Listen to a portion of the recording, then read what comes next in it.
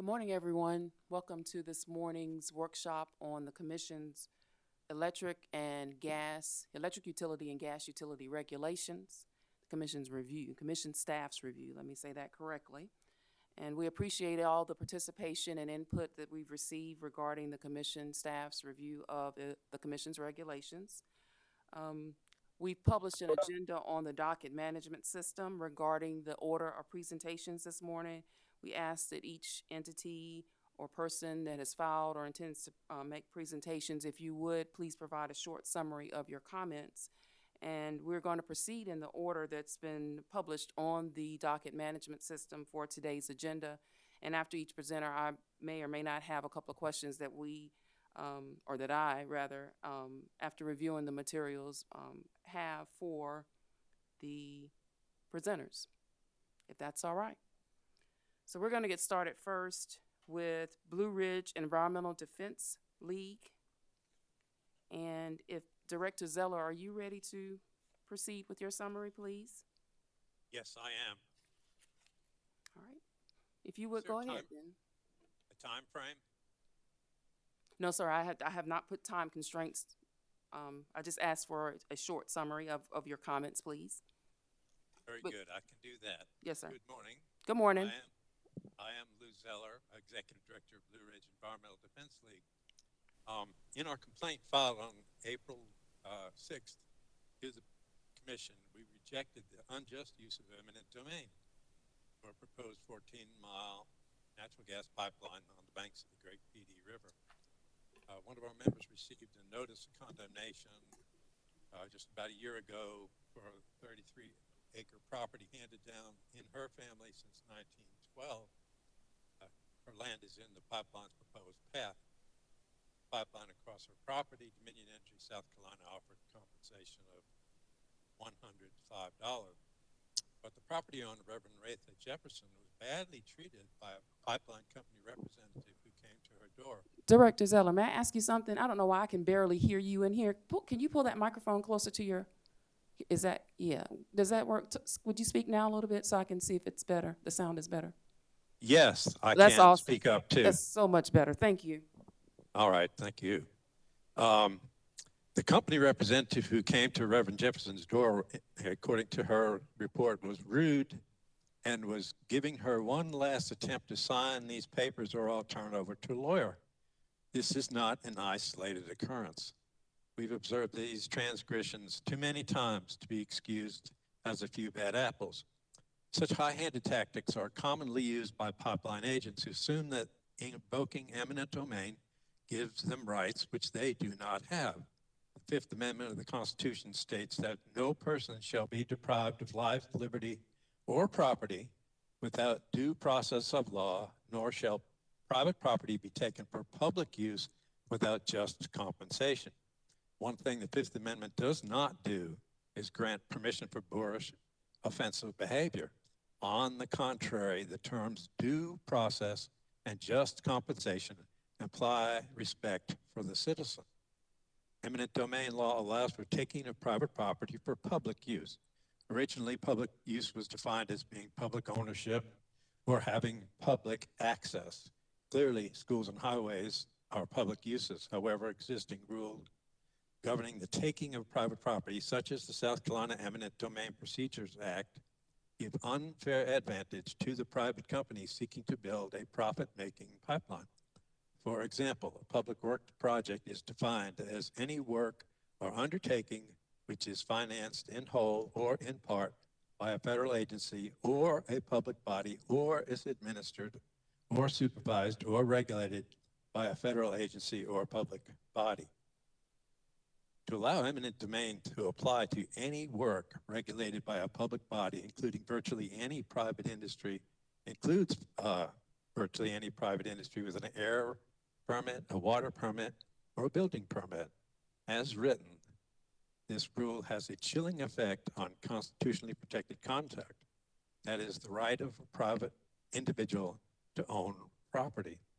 The Eminent Domain Procedures Act also states that, quote, the condemnor shall cause the property to be appraised. This hands to the private company the right to determine the value of private land it seeks to take for its own use. Shopping for appraisals favoring the company is not prohibited. And the ultimate decision-making power for taking possession of property is placed in the hands of the private company based on compensation determined by the condemnor, the party who stands to benefit from the seizure of private property. In a petition to stop the pipeline currently circulating in Pamplico, landowner Reverend Jefferson writes, quote, "As descendants of slaves, the heirs of Mr. Andrew Hyman are calling upon all of you to stand and protect the community we all love. Some of you are descendants, some heirs of property. Some of you are property owners. Dominion Energy is planning new pipelines to pump their gas throughout our family's land. They are using the terminology eminent domain to secure the right to invade your property and say it is good for the good of the community. This is not true. It is not good for the community." End quote. In sum, the system no longer works for the good of the community. Eminent domain is in conflict here with environmental justice and heirs property. The experience of Reverend Jefferson is just the tip of the iceberg. There are many like her who support the Landowner Bill of Rights. We believe that the Southern Environmental Law Center's rule proposed that is put forth, that will be put forth today, would be at least a partial remedy and a step in the right direction of remedying some of these problems. Thank you, Ms. Budd. Director Zeller, no, thank you for being present today and thank you for your comments. May I ask you just a couple of informative questions for me, if you don't mind? So Certainly. regarding Blue Ridge Environmental Defense League, has your entity dealt with a lot of condemnation actions as it relates to gas utility projects over the last 5 years on behalf of your members your members? Yes, we have. I'm not an attorney, but our organization has members living along pipeline routes in Virginia and in North Carolina, as well as South Carolina, who have informed our views on this subject. Okay. And do you have any, if you don't, if I'm not trying to ask you information that you may not know, but do you have any idea how many cases in South Carolina the Blue Ridge Environmental Defense Fund has dealt with in the last 5 years or 10 years? In South Carolina, Yes, this is the only pipeline case that we have had experience with. Okay. Now, the land agent, I was wanting to know if you have any more information to offer to tell me about. Do you know if the land agent was an employee or a contracted? It was a contract between the utility and this person who was communicating with, for example, Reverend Hyman? Yes, the land agent, right now I'm just blanking on the name, is in our comments of April 6th. Okay. Is named in there as well as a representative of the Dominion Energy South Carolina. Okay. This is just information that I saw that reference was made to land agent in a couple of the comments, so I was Yes. just trying to be a little bit more educated about it. And I heard you say that you support the SELC's proposed regulation. Are you familiar with the PSC's regulation 103-412.2.7? It deals with gas utilities filing notice with the commission regarding projects that are cost at least $500,000. I have read the, pardon? New construction, yes, sir. New construction where all gas systems subject to pipeline safety regulations must notify the commission and ORS of any construction projects where the project costs $500,000 or more. Are you familiar with that regulation? Is that part of South Carolina Code of Regulations 103-400? Yes, sir. Yes, sir. Yes, I have. Okay. Did you have any thoughts about the content of that regulation? What's required? I have not developed any, but I think that would be worthwhile. I'm going to ask that a lot today, Well, to be I honest with you. understand. So to be fair, I'm going to get in, not, I will talk more extensively with Attorney Holloman about the proposed regulation, to be fair, since that entity has basically drafted the regulation, but I wanted to ask everyone about the content of the existing one under our gas utility section. Just another question I wanted. Do you know if Reverend Hyman is a member? How did Reverend Hyman find your entity to tell you about the land issue? Well, Blue Ridge Environmental Defense League has worked in the Southeast since 1984. We have a network of 6 states, including Virginia, North Carolina, South Carolina, Alabama, Tennessee, and Georgia. And through the grapevine, Reverend Jefferson learned about us through one of our board members, and that's how the contact was made. Yeah, I apologize for not stating Reverend Jefferson's entire name. Thank you, Director Zeller. Reverend Jefferson, how did Reverend Jefferson find out about you? Thank you.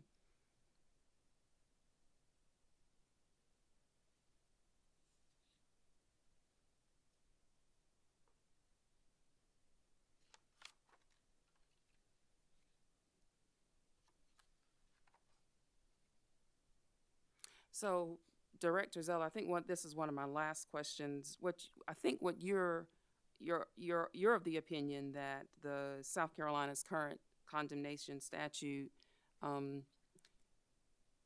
should be the end, not the middle, basically, after a utility decides to build a construction project, that there should be some process in the middle prior to the condemnation action having to be filed.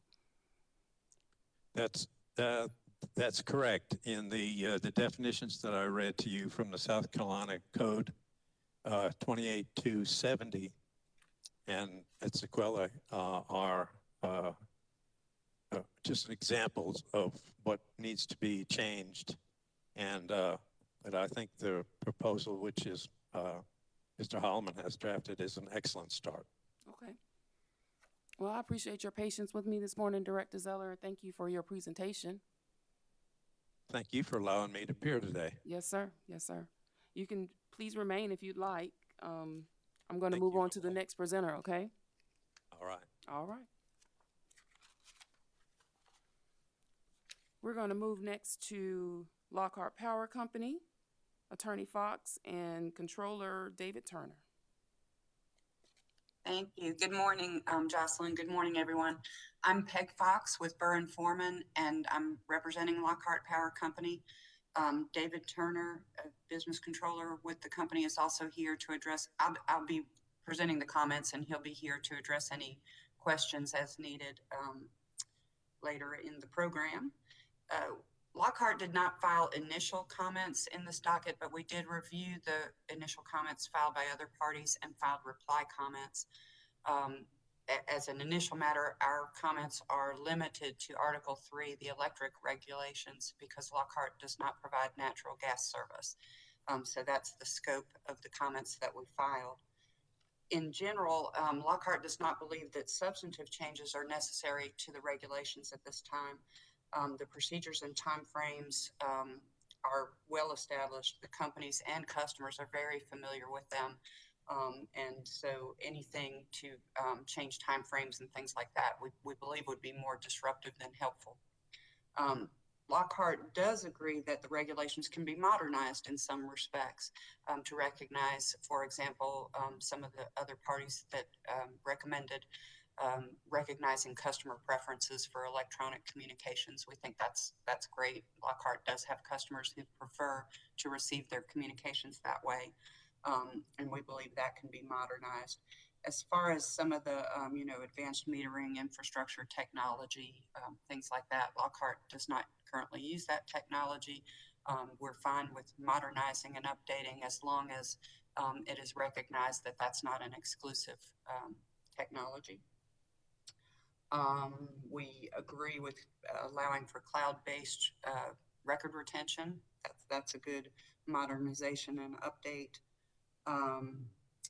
Lockhart does still maintain a business office, a physical business office presence, and so some of the recommendations for moving toward websites and downloads and such, we think that's a good additional means to communicate with customers, but it shouldn't be exclusive. And I think it was the Department of Consumer Affairs that suggested making a lot of that language generic. So rather than go to the business office, say contact the utility, and I think that was a good suggestion. But it should be recognized that both of those are still methods by which we interface with our customers in South Carolina. I believe, some of the inspection and testing procedures to modernize those to current standards, we agree with that.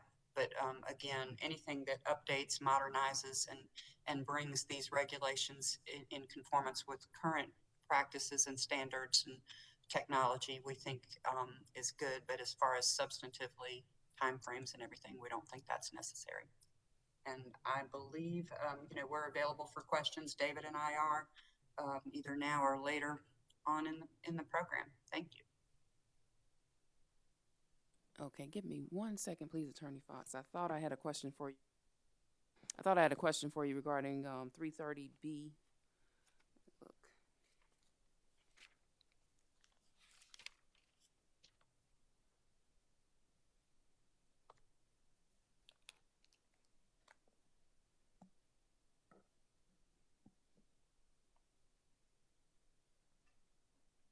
Okay, is that the 60-day time frame, Jocelyn? Yes, where I think the Department of Consumer Affairs recommends shortening the 60-day time frame. And Right. Lockhart does not believe it's necessary to do so. And let me look back at my question. Oh, my question that I've written is, can you think of a situation where it has taken Lockhart up to 60 days to comply with this regulation? Regulation 103-330B. I'd have to defer to David for that, but I think as far as Lockhart is concerned, for residential and small commercial customers, the rates are available when they sign up for service, so they wouldn't take 60 days for that. I think the 60 days is probably there in recognition of maybe taking some time to negotiate with industrial customers. But by that's all done by the time the industrial customer makes the decision to locate, and actually, so before they would ever need the service, it would have been accommodated. I believe. David, do you have anything to add on that? No, that is correct, Peg. Yes, typically if a residential or commercial customer is applying for service, it is determined at that point when they apply for service, which of those, the options for them is the correct rate at that point. And for our industrial customers, that's decided, that's negotiated with them as they're trying to do their site, evaluations and determining whether they're going to actually land in our service territory and we're going to provide service to them or not. So nothing for 60 days after the point of initial application. We've never had to deal with that issue at all. Okay, so I guess then you're of the opinion that you need the entire 60 days. You want the 60 days. I think Department of Consumer Affairs recommended shortening that time period. So 30 days would be insufficient for Lockhart? If you're talking 30 days after the application, I mean, yes, sir. We're never going to have an issue with that, Ms. Boyd, because everything's going to be done prior, either at the time of application or prior to the time of application. So that's never going to be an issue for us one way or the other. So I guess we're basically more or less neutral on that. So I don't know that there's any need. Our thought was there's really no need to change it because it's not really going to apply to us either way. Okay, I understand better now. I do. Okay, Attorney Fox and Controller Turner, thank you. Thank you. Thank you. Next, Upstate Forever, Miss Shelley Robbins. Good morning. Good morning. And Miss Robbins, yes, I wanted to make sure I referred to you correctly. How are you this morning? I'm good. How are you? I'm doing well, thank you. Are you ready to move forward with your Yes, ma'am, I presentation? am. Thank you. All right. I'm Shelley Robbins. I'm the Energy and State Policy Director for Upstate Forever. We operate in the 10-county upstate region, South Carolina.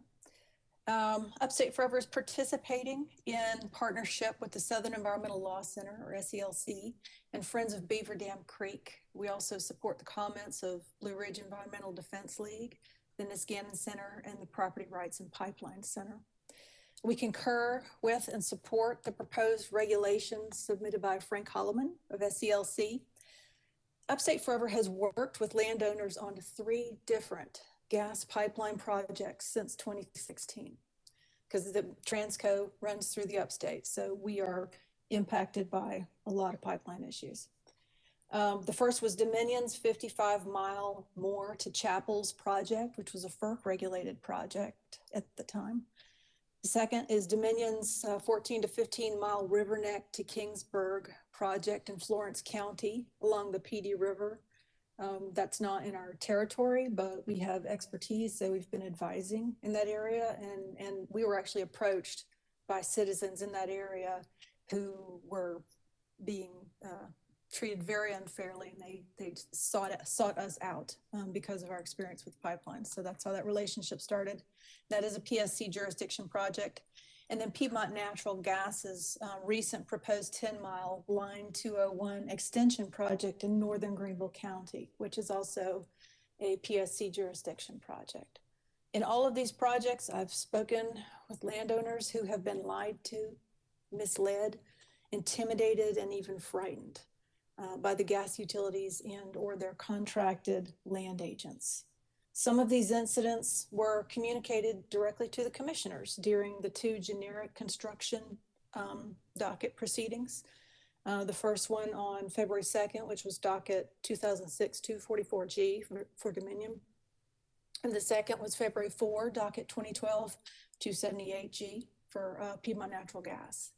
And actually, Brooke Smith, I'll probably be delivering her comments later. She actually spoke during the PNG one, and I highly recommend that PSC staff go back and watch both of those to get, again, a little more information, a little more direct interaction with respect to how these pipeline projects are carried out. So Dominion has sold its gas transmission company, which was formerly Dominion Carolina's gas transmission, to Berkshire Hathaway. This transmission system is classified as interstate and is therefore regulated by FERC. So now all Dominion-built pipeline projects will fall under PSC jurisdiction, and all of Piedmont Natural Gas's pipeline projects fall under PSC jurisdiction. We anticipate that the Commission is going to see an increase in the number of these projects in the future, and it's important that some significant gaps in the PSC oversight process be addressed as soon as possible. Now, you asked about that rule. So in addition to the communications issue with landowners, there's also a lack of clarity and enforcement within the current regulations. So for example, Piedmont Natural Gas notified the Commission of the Line 201 extension project in that generic construction docket 2012-278G per 103-412-27 before any communication with landowners took place or before any permitting application took place. Dominion, on the other hand, still has not noticed the Commission of its generic construction docket 2006-244G of the River Neck to Kingsburg project, but it has already initiated eminent domain proceedings against the landowners. And some of those legal notices are attached in what I filed. And it has already applied to the U.S. Army Corps of Engineers for application of the nationwide 12 permit. And indeed, Mr. Zeller mentioned one landowner being offered $105. A landowner I spoke with was offered $350 for an easement for a 16-inch highly explosive pipeline to run through her property. And that's just insulting. The proposed regulations submitted by Mr. Holloman solve all of these problems. They protect property rights, provide transparency, ensure community input, protect ratepayers, and ensure equal application of the rules by both Dominion and Piedmont Natural Gas. It's important to note that for many uses, such as residential consumption, natural gas is not a necessity. Electricity and water, wastewater, sewer, those are necessities. Natural gas, on the other hand, is redundant for both residential and most small commercial uses. Therefore, the eminent domain process, the forced truncating of private property rights, deserves additional scrutiny and consideration. So we ask that the Commission consider and adopt the proposed regulations submitted by Frank Holloman and Southern Environmental Law Center. I'd be happy to take any questions you have. Ms. Robbins, I only had one question, and you touched on it during your presentation regarding the existing regulation, the 103-4127. 4227? Yes, ma'am. So my question was basically, what type of details? Let's pretend that the SELC has not filed its proposed regulation, and you were just reviewing 103.412.7, 412.2.7, and what would you recommend based on the existing regulation? You mentioned lack of clarity and enforcement. What else would you have envisioned to be included in the existing one? Well, pretty much what is in what Mr. Holloman is going to propose. And then there's just like, as written, it's just too vague. There's no, there's nothing that specifies when, at what point in the process you need to notice the docket. As you saw, the vastly different scenarios between Piedmont Natural Gas and Dominion. I would argue Piedmont did a better job. But the fact that, okay, if Dominion still hasn't noticed the Commission, is there any penalty? There's no teeth behind it. So what's the point of the whole thing? But beyond that, I think there needs to be a lot more information, a lot more justification. These are significant projects, and they have a major impact on people's lives. And I mean, time and again, I have heard the stories from the landowners, again, starting back in 2016 even with that FERC regulated process. Any pipeline, it's a problem. The land agents bully. They are, they're compensated to get easements as quickly as possible for the cheapest amount possible. That's their incentive, and they'll do whatever it takes. And the utility pretty much condones that behavior. They don't communicate adequately with the property owners. They certainly won't identify who all's being impacted by a proposed project. We found that at every step of the way. The way property owners figure it out is they talk to each other as neighbors. Did you get a notice? Did you get a notice? And then they have to connect each other, and that takes a long time. The deck is absolutely stacked against the individual landowners. They have no idea what their rights are if they can refuse entry for a survey. They have absolutely no idea. May I ask this, because I don't want it to be redundant. I'm quite sure, I feel confident that I'm correct, that the same question I asked Director Zeller about this intermediary basically process is, I think, what the regulation that Attorney Holloman filed is basically that you're supporting, those are basically your thoughts. We have Yes. Okay. So if I may ask this last question though, how long do you recall these situations, just for me, how long year-wise do you think that these actions that you reference, the land agent and people just not knowing, how long has your entity been aware of this? Since since we first learned of the Moore to Chapels pipeline back in 2016. Okay, And again, we weren't told who the property owners were. We had to figure that out ourselves. And then we went and notified them of, what their rights are. Here's how you communicate with DHEC regarding, water quality permitting. They're in the complete darkness. And the land agents have absolutely no incentive to provide them any clarity. yes, ma'am. Well, please don't take my short questions as not being informed. It was just some clarity that I wanted to seek from you. And Absolutely. that's all. I appreciate the legal notices that you provided to attach to your narrative. And that's all I have at this time. Thank you. Thank you for the opportunity. Yes, ma'am. Thank you. Attorney Nelson with ORS, Office of Regulatory Staff. Are you ready? I am ready. Thank you, Ms. Boyd. Yes, sir. Please proceed. Sure. Just as a kind of an opening statement, I guess, we did not file initial comments in this. We simply provided responsive comments to proposed changes by others. I agree with Ms. Fox that we don't believe there are any need for any significant changes in the regs right now. At the same time, we are not opposed in any way to studying some of the suggestions that have been made by some of the utilities and other parties regarding, we just think that there needs to be more in-depth study and review of some of these proposals before the commission would act on them. We realize certainly that changes in the practices of the utilities, which have been brought about by advances in technology, may require changes to the regulations, but we're not real keen on what we've seen here so far, and I'll go through a little bit of detail. In response to Piedmont Natural Gas's recommendation regarding Regulation 103-421 and changing the reference or deleting the reference to, quote, not less than 28, no more than 34 days, we believe that the current language provides customers with consistency in billing and payments, and we believe that that should be retained. That's all I have as regards to Piedmont's comments.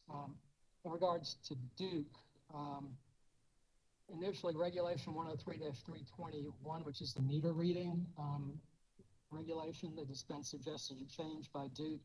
Again, this is the 28 and 34 days change. We again don't agree with that. And again, we believe that the language provides customers, the current language provides customers with consistency in billing and payments.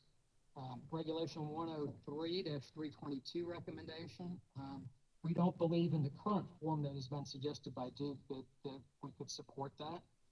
ORS does not oppose exploring, again, updates to the regulations to address, dynamic changes in rate design. We just don't like the recommendation in its current form. Regulation 103-339 recommendation by Duke. Again, not in the current form, and again, we don't oppose further exploration in this area. We don't believe that 3 consecutive estimated bills is in any way beneficial to customers. Regulation 103-352 recommendation by Duke regarding termination of service. Duke states that its requested changes to address side disconnections are conducted with AMI meters. We believe that the exception is currently built into Regulation 103-352G, and therefore we believe that this recommended amendment is unnecessary. Duke's recommended change to Regulation 103-373, test procedures and accuracies. At this point, we would not be able to provide oversight on this.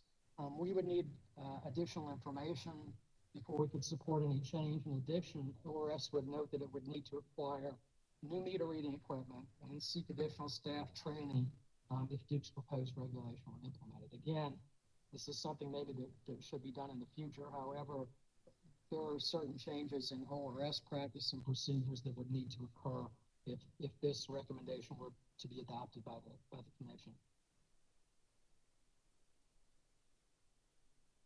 Applying to Dominion Energy South Carolina and their recommendations.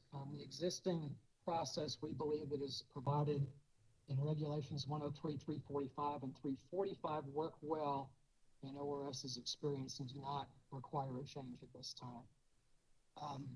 This proposal for further formalizing the procedures for dealing with routine customer complaints, we believe would be more burdensome on customers, utilities, and the ORS than the existing process is currently. ORS is concerned that the effective desk's recommendations would be reduction in customer access to efficient dispute resolution. Again, we just don't think that there is a need because we do believe that the current process is working. And in reply to the consumer advocates' comments, again, we don't believe that a lot of the proposed amendments would necessarily be beneficial or necessary at this time. And finally, the big issue I think that has come out of this is the proposed regulation regarding construction and extension of pipelines. We just simply don't believe that the commission currently has the statutory authority to enact these additional regulations. We're not opposed to the changes. In fact, I spent a lot of time and effort, I believe about 3 years ago, with the legislative subcommittee trying to come up with changes to the statutes to establish some statutory requirements regarding pipeline construction in South Carolina and landowner rights. I'm not sure why that legislation eventually went nowhere, but it didn't. I believe this is something that the legislature should and really must address. I just don't believe that the statutory ability exists for the commission to act on its own in this stuff. There is a siting act, for instance, regarding electricity, transmission lines and generating, in which the legislature is given specific authority to the Public Service Commission to act. That same requirement is not, or that same authority is not provided under the gas regulations. That's all I have, Ms. Boyd. If you have any questions, I'd be happy to answer them for you. Thank you, Attorney Nelson. Look, the last couple of workshops, it was, I've asked Attorney Hall to kind of have a dialogue with me, what if scenarios. I wanted to do the same with you, if that's okay this morning, please. So, and I want to start backwards. I don't have much, I promise. The regulation 103-412.2.7. Right. Do you think, Attorney Nelson, do you think it's appropriate to consider revising the regulation to say that, for example, and like I said, these are my thoughts. For example, the utility under our rate adjustment statutes have to provide 30 days notice, right, prior to filing their application. What do you think about a concept similar to that prior to beginning a requirement under the 412.2.7 that the utility be required to provide notice prior to construction and then when the construction begins? If you hadn't thought about it, it's no problem. It's just, these are just some thoughts I had reading these comments. Ms. Boyd, I'd be happy to give you my personal opinion. If you're asking for Yes. an opinion from the agency, I can't give you that. Obviously, I'd need to vet a question like this. Okay. The 30-day notice, though, I think you could require advance notification. I don't think that's a serious problem. However, going back to the comments of Upstate Forever, that doesn't really give the regulation any teeth. Okay. I mean, I was thinking more of just because I notify you 30 days out, if you don't have the ability to do anything about that notification, just like I don't think the commission really has authority to do anything much now other than receive notification from a utility, I don't know that accomplishes much. Again, I wish that the authority existed for the commission to take some action along the lines of what's been requested. I just don't believe it exists. And I believe it's up to the legislature to put some teeth into what the Public Service Commission can do regarding pipeline expansion. Okay. Well, I guess based on my reading, my understanding of the comments, that one of the issues was just notice from the perspective of let's say landowners not knowing their rights. So granted, the original suggestion doesn't provide any teeth. My impression though is that it sounds as if people might be unaware of their rights or might be unaware of what they need to do. So my purpose for mentioning a procedure similar to the letter of intent for rate cases is just to really go ahead and put the landowner, the commission, ORS, DCA, and potentially impacted landowners on notice. That's where I was going with that. I know it doesn't provide any right to hearing based on what I just recommended, but that's really where I was going with that suggestion. Yeah, a lot of Mr. Holloman's proposed regulation mirrors what the legislature had been looking at a few years ago. And a lot of that is addressing notification to property owners, both of their rights as well as the actions that are being anticipated by the utility. Okay. I don't think those are a bad idea. Again, though, I don't think that in its that currently the Public Service Commission has authority to go this far. I think this is something that the legislature needs to do. 30 days notice, it couldn't hurt. I mean, it certainly is something that would help landowners at least be aware of what's happening. But again, I don't know if that's going to accomplish a whole lot. I understand. And as we've heard, there's a lot of frustration by landowners because they don't feel that there's a lot they can do right.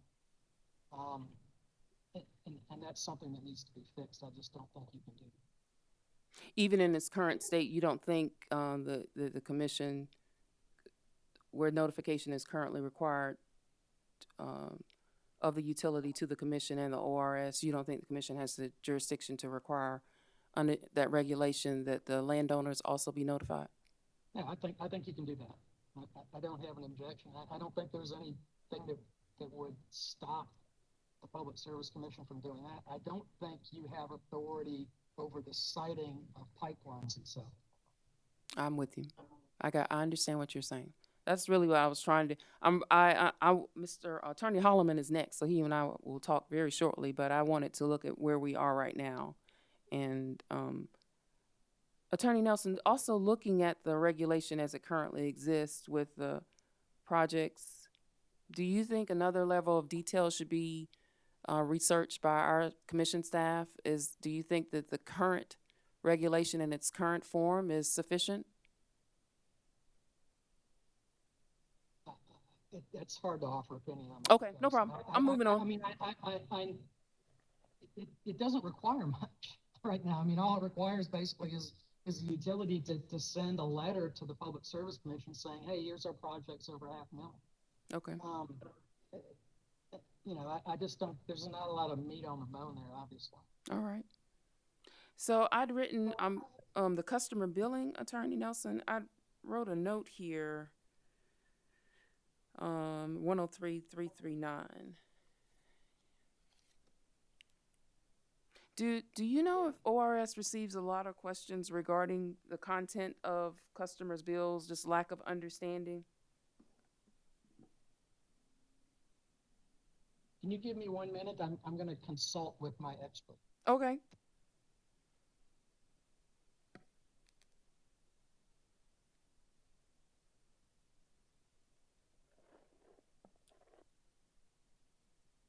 I am told that is not necessarily the formatting that is the issue. It's more an explanation of how the rates are being calculated or usage questions that typically come to our consumer services. Awesome. Thank you. And then I wanted to ask you, just for my information, about AMI meters.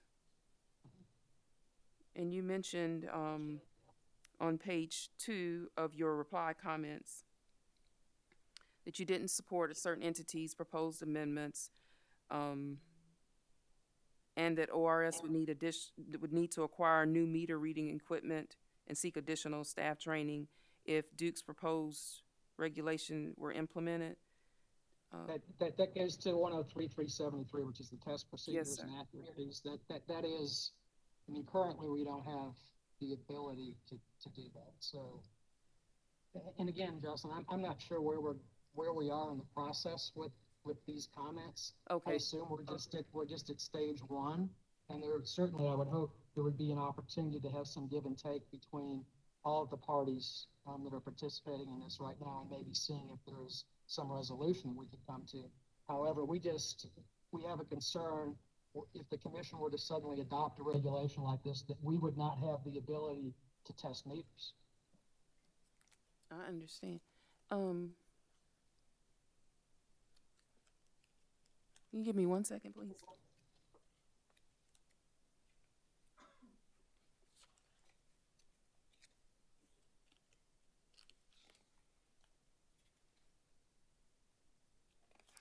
So right now, as far as you know, the way the 103373 reads right now, it's sufficient for ORS to test AMI meters.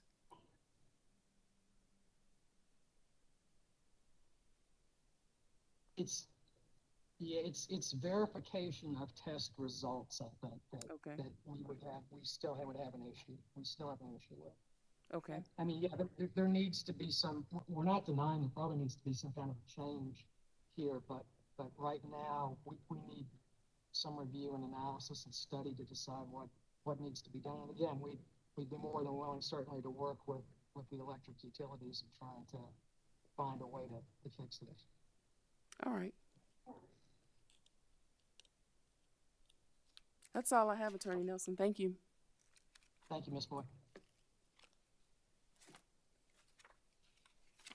Next, Attorney Holloman with the Southern Environmental Law Center.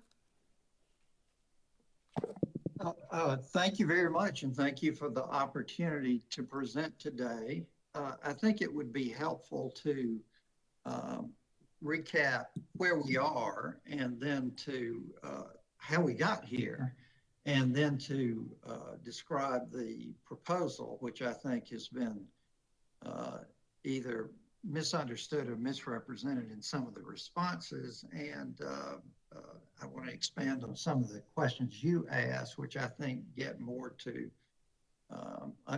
reflect better an understanding of what we proposed. So let me first talk about how we got here. Last year, just out of nowhere, people who live in northern Greenville County, just above Travelers Rest, and landowners who own property up there, just began receiving out of the blue letters in the mail telling them that Piedmont Natural Gas was thinking about was planning to put a natural gas pipeline through their property, and a land agent wanted to come out and survey it. Now, it's important to know that first, nobody had requested this line. There had been no governmental agency, local government had requested it. There'd been no public demand for it. Secondly, there'd been no public hearing, no public listening session by Piedmont Natural Gas, no warning of any kind.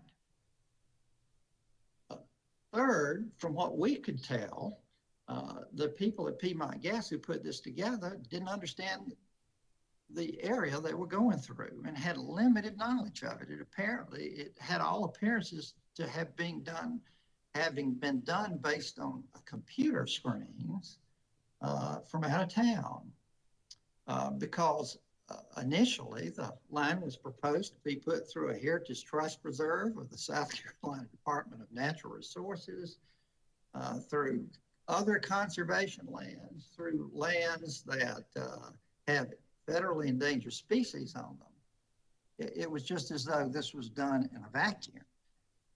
The other apparent lack of knowledge was that this is an area of Greenville County which has made very clear it does not want intense development.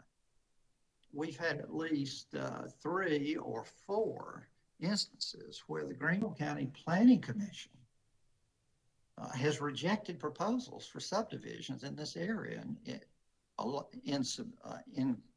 consistent with overwhelming community opposition.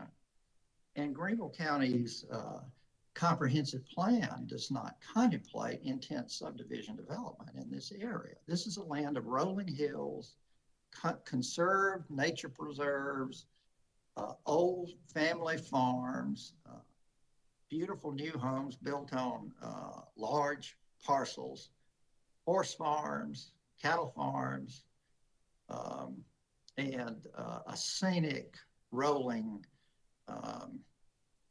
pastoral area. And the people who live there want it to stay that way, and that is generally the approach that the county government has taken. And yet out of nowhere, this proposal to run a natural gas pipeline through this area. And as you might expect, and Piedmont could have expected this had it held a public meeting or had there been advanced public notice or public hearing, the community exploded in unanimous opposition, along with opposition from its elected officials. Ultimately, Piedmont Natural Gas pulled back. It changed the route multiple times. Nobody had any notice of what the actual route was going to be. There were just separate notices sent out. There were scattered conversations where Piedmont Natural Gas changed the line, but ultimately it backed off and said, okay, we get the message. They don't want a line, the community doesn't want a line through here, but they would not say they were giving up on the idea. They just said, we're pausing. Not at our urging, the commission on its own initiative set up generic proceedings to hear about this and the controversy at Dominion. We just learned of that, and we and others presented at this proceeding. And there was apparent there were lots of different failures in the processes followed for these lines that contribute to the problems that occurred here. Processes that hurt the public, processes that actually hurt the utility too, as they currently stand. And you could tell from the comments of the commissioners, there was some frustration about how the situation had developed, how they had not taken it, Piedmont had not taken into account what anyone who lives in this area would know would be the strong wishes of the people who live in that community. And I would like to emphasize this too, because this gets brushed over. From what I saw, not only are people upset, but this is a great, it's a great disturbance of the peace of mind of people. They live in that area for peace of mind and for calm and for a beautiful location. And I heard people lost sleep, worried to death over what was going to happen to their home or their farm or their neighborhood. So in response to those, so the generic proceeding occurred and we presented, and then this notice came out of these workshops. So we thought this was an opportune time to lay before the commission some proposals to address these issues. Now, let me talk about the proposal for a minute. Now, Ms. Boyd, as you said, this is not just one proposal. It has many different aspects to try to address the concerns the commission heard. And most of the objections, in fact, as your colleague with Mr. Nelson revealed, objections really weren't raised to many of the points in this regulation. Most of the objections are aimed at the commission having whether the commission has authority in the end to approve or disapprove a pipeline. But let me walk through what the proposed regulation does. As you pointed out, one aspect of this is to give people notice in advance of what is happening, not just hit them blind with no warning, no public, no background, no real information, just a letter out of nowhere from a land agent saying we want to come and go on your property to survey for a potential natural gas pipeline. I would say, and Mr. Nelson pointed out, there's nothing to prevent the commission from doing this. It would be a great help if every landowner through whose property line was proposed to go received advance notice of this consideration before it was dropped on the community. And as we laid out, it would be good if they received a summary of their rights under no change. We're not proposing any change in eminent domain law. Just let the public members know what their basic rights are. I mean, we do that for people arrested for a crime. You would think in the basic respect of people's property rights, there would be no opposition, and people would embrace the notion of giving people notice of their basic rights under eminent domain. And let me emphasize this, those people on this call, we sort of take a lot of knowledge for granted. But when one of these lines occur, all kinds of people are impacted. People with very poor, very little education, all the way up to people who have graduate degrees. But I can tell you from talking with them, they are all mystified by eminent domain. They don't live in the world of eminent domain. They don't deal with this every day. It is as confusing to the PhD professional as it is to the elderly person who's not well educated, whose longtime home is going to have a power line, a pipeline through it.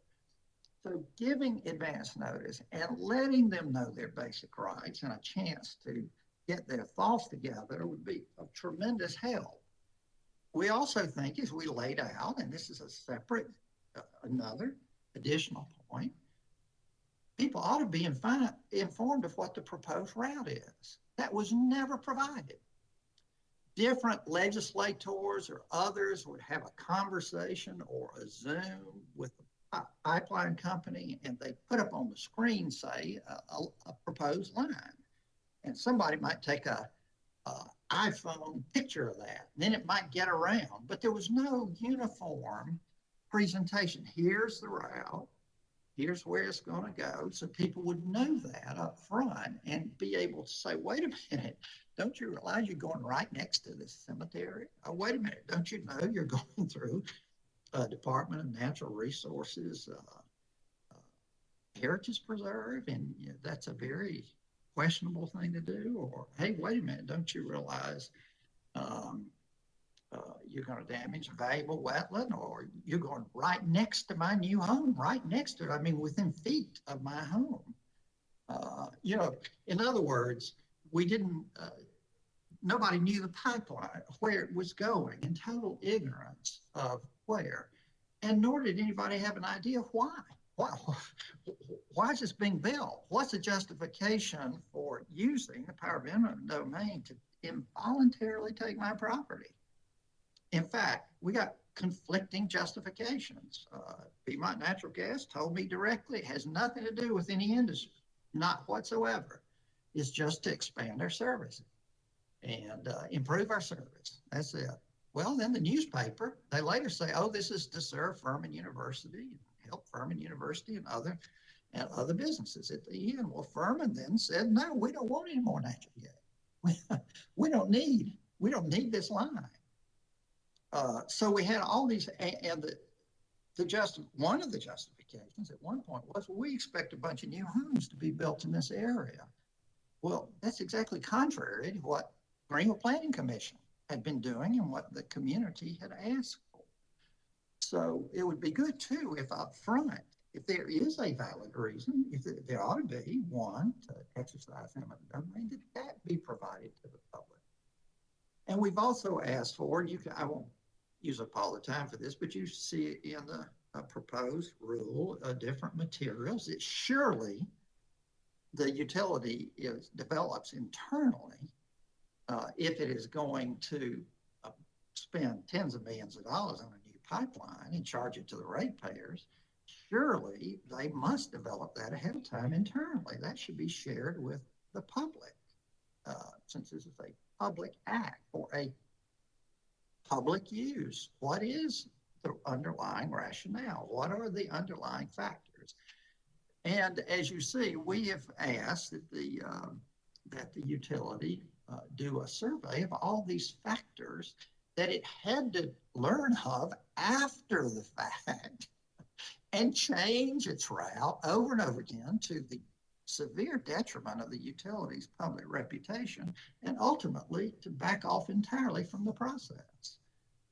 If it had done that work ahead of time and then provided it to the public, that would have saved a lot of problems.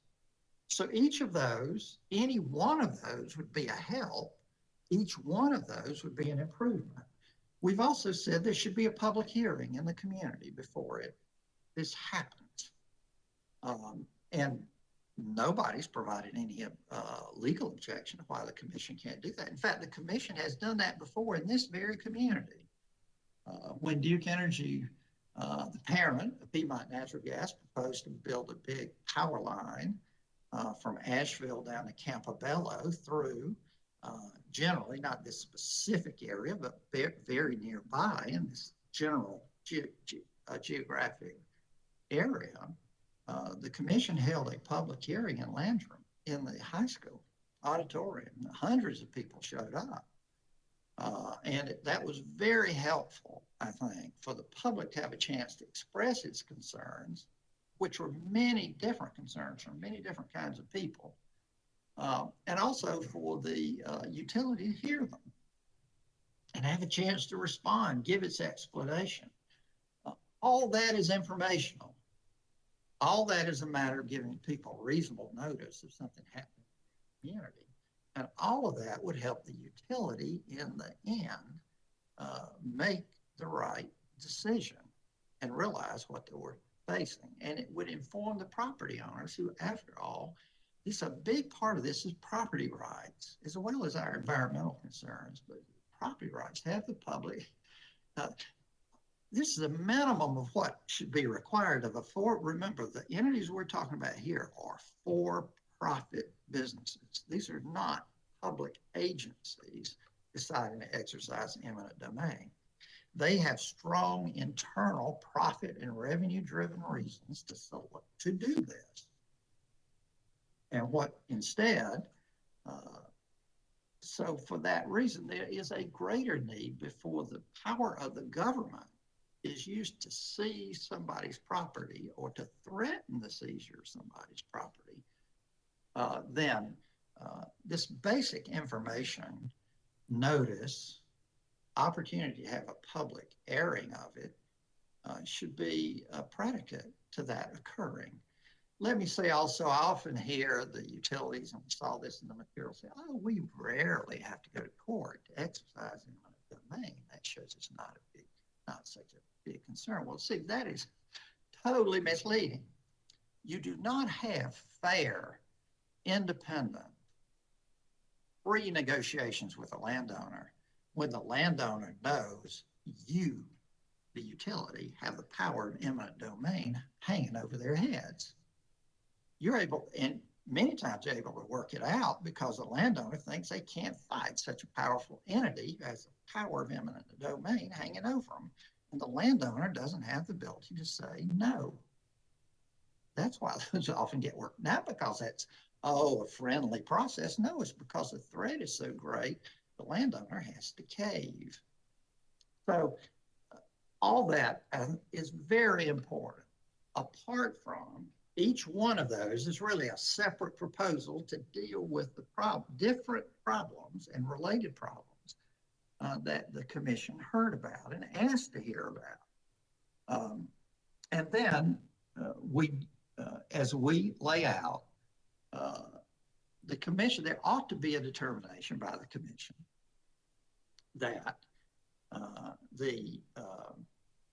that this is in the public interest, one, and number two, that the need can't be served otherwise by electricity.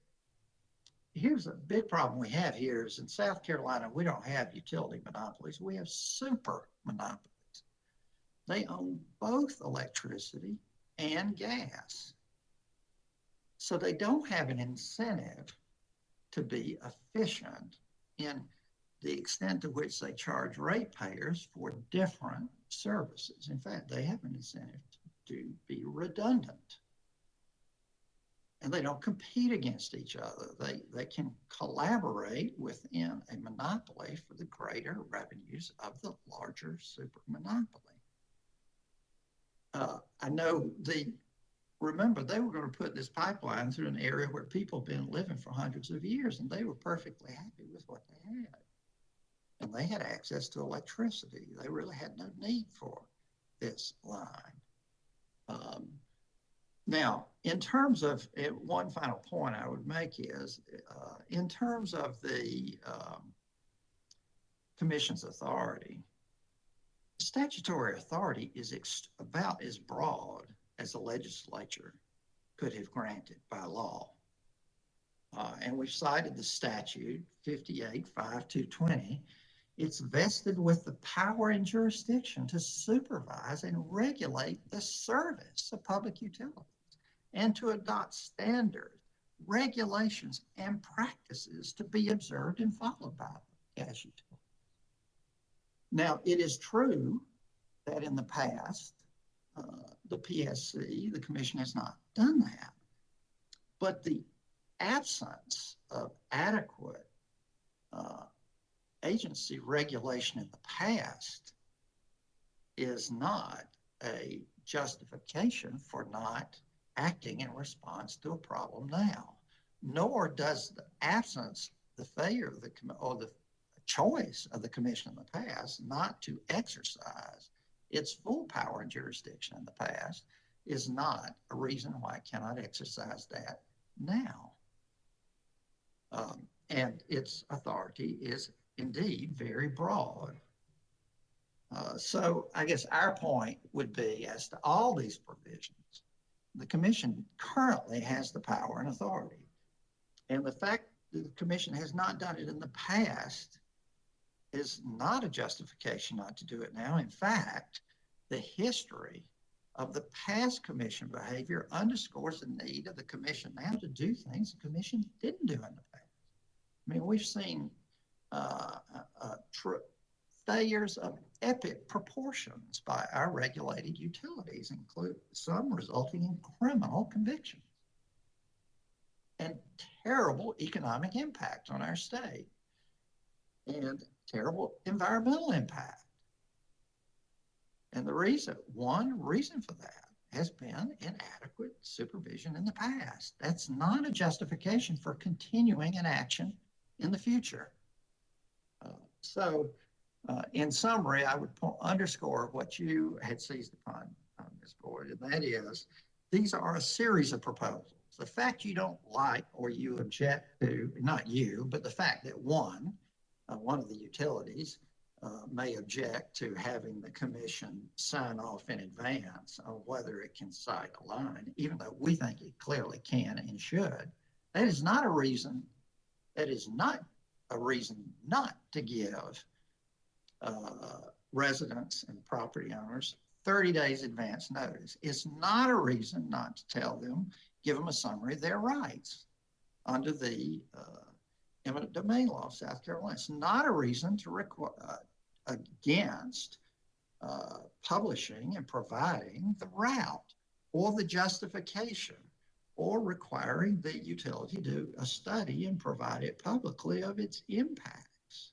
Nor is it a justification for the commission not to hold a hearing in the affected community where the members of the community could express their concern, they could learn about the proposal, and they could ask questions of the utility, who in turn publicly could present why and what is happening.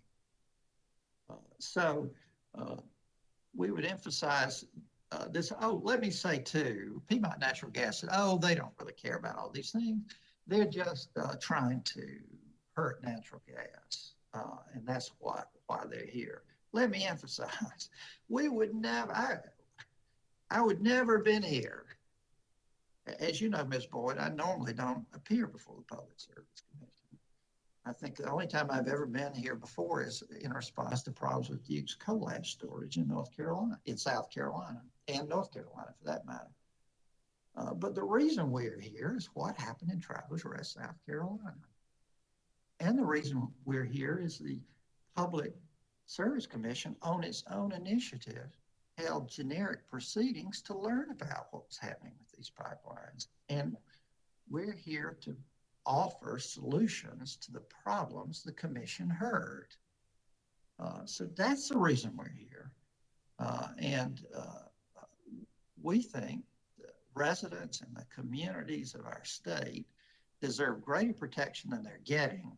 And their fate should not just be left to the internal decisions of some utility headquarters in Charlotte or Virginia or anywhere else about what pipeline should be built in South Carolina. And I'll be glad to answer any questions. Thank you, Attorney Holloman, for your presentation. I'd written a couple of notes on my copy of the proposed regulation you drafted. Thank you for that. May I ask you respectfully, is there a reason, these are questions that Sure. that I thought of, and please don't take it the wrong way. Was there a reason that you didn't think expanding on 103.412.2.7, did you just feel you wanted a fresh start? Is that why you proposed a new number? Is that what was going on there? Yes, I mean, that's just really a matter of code codification, I guess you'd say, or one would say. Yes, sir. If one wanted it to be part of a pre-existing regulation, you could do that.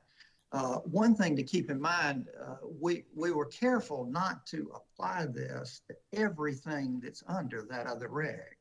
In other words, there's a lot of construction the agency gets notified of that has nothing to do with what this regulation aims at. This is the construction of new pipelines into new areas. So it's not a lot of, we didn't want to in any way change or propose to change, and we hadn't dealt with this issue. We weren't trying to propose to change those kind of movements of a line when a highway is built, where they have to move the line or repair some of, if you look at what, for example, Piedmont Natural Gas, it has lots of proposals this year that have nothing, would be not impacted in any way by this proposal.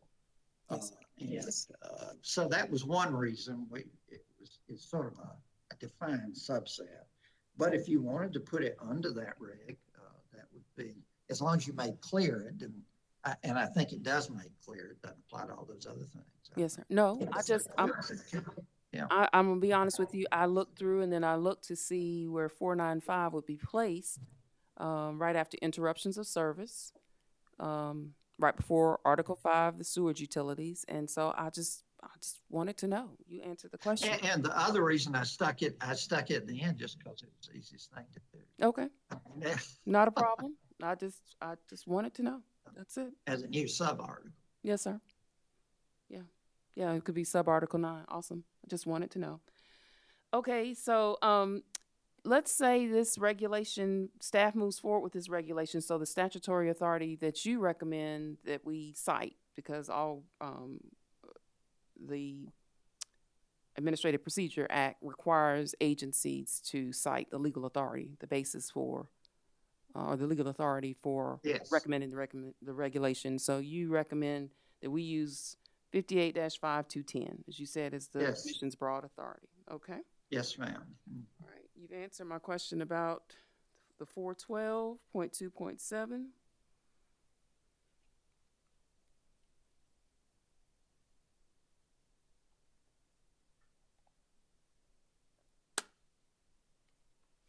You were so thorough. My question out at the bottom of the page that I had, just so you know, am I capturing your position correctly? Due to the Commission's statutory authority under 58.5210 and its economic regulation of gas utilities as it relates to providing services to the public, it has jurisdiction to recommend this regulation, which covers the potential impact of a gas utility's extension of its pipeline infrastructure and impact on landowners. You just answer. I'm just letting you know you've answered a lot of my questions already. And if again, I would just emphasize again, I think that statute, what could be clearer, broader than that statutory authority. But if you had any doubt about whether the Commission has approval power to authority to approve where a line's going to go ahead of time, that doesn't have anything to do with the notice requirements and the informational requirements and the hearing requirements, which would clear up a lot of the confusion and fear. And also a lot of this too, and I know you'll hear debates back and forth. Well, did this particular land agent misrepresent something, or did the consumer, did the individual landowner misunderstand him or her? Blah, back and forth. Well, see, if you had all the information out on the table, it'd be many, many fewer misunderstandings. If the information was out there in black and white, you wouldn't have to argue about what was said on the doorstep. Yes, sir. I think what you're saying is kind of like the question I asked Director Zeller and Ms. Robbins about just you're proposing a step before the codified process for eminent domain, meaning I think you're saying provide landowners with sufficient notice, allow them to react and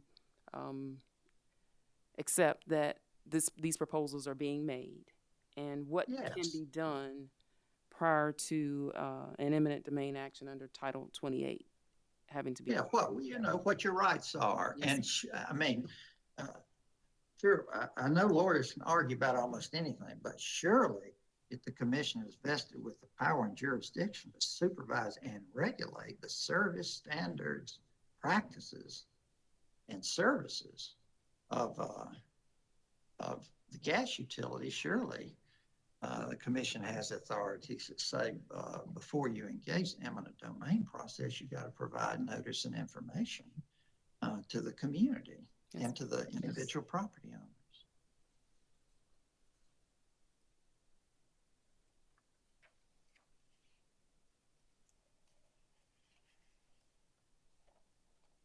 I started reading your the comments on page 2 of the proposed regulation. I started thinking about our Citing Act, Attorney Holloman, and then I read there's one other entity, Nick Cannon, and Yes. they mentioned some other states who have that same 30 would file the schedule the hearing between 60 and 90 days. I said, okay, well, maybe this wasn't the Citing Act. Maybe did you use that as a baseline, or did you No, I have to confess that I just listened what people said, what I have heard people say around traveler's rest, and I took what I heard at that those generic proceedings, and I sat down. I wrote this out of whole cloth. Okay. So, but I did learn after the fact, as you said, there are some similar provisions, similar systems in other states. Yeah. And there may be ways to improve on this, but what I try to do is take the concerns the commissioners expressed and the frustration and the public expressed and what I have heard, and just tried to figure out, well, how would you address those? How would you correct them? And for example, up at Travelers Rest, there is no heirs property at issue. Okay. But I did hear about that issue at Florence in the hearing, so I added that as a concern that ought to be addressed. Up at Travelers Rest, for example, not only are there churches, there's a beautiful monastery up there. So it occurred to me you ought to take into account any impact on any religious places of worship or religious institutions. Of course, we have endangered plants up there, which once Piedmont Natural Gas heard about the endangered species, it moved the line. Then when it learned its second line was going to impact the species again, it tried to move it again. And I don't know if a complete survey was ever done of whatever route ended up being the final route before it was over. But in other words, I just try to take the experience that we had and the experience I heard from Florence and put it in a process that would, I thought would address those concerns. And it was informed also by what the commission, I had in my mind how helpful the commission's hearing in Landrum was over the power line. So it was just an informational quote hearing, I guess you'd call it a hearing, was an informational proceeding of some kind. And that was so helpful in that instance. I thought that would be a good idea here. Yes, sir. And it would get all the cards on the table and everybody be playing on an even playing field. Was the Landrum hearing in 2016? It was sometime after 2011, but I Okay. can't tell you when it was. That could well be right. I just don't know the date off the top of my head. And where you mentioned the presentation by the utility at the hearing before the commission, I think, you're wanting, when you mentioned the hearing in last year's workshops, there were presentations. Are you expecting testimony to be filed? Well, that could be worked out, whether it would be, if there, I would say, if the commission were to do approval, you'd want to have a record with formal testimony in that context. The hearing I was thinking about in the community was intended to be informational. And why it's important to be in a hearing format is the utilities often like to hold what I call a science fair. They like to, and Duke Energy has tried this before to great failure. And that is they rent some hall and then they put tables around the wall. And then they just want members of the public to walk around to these tables in a disparate way and just have their staff talk to people individually. Well, then nobody has a common understanding. And you don't get to hear the community's concerns.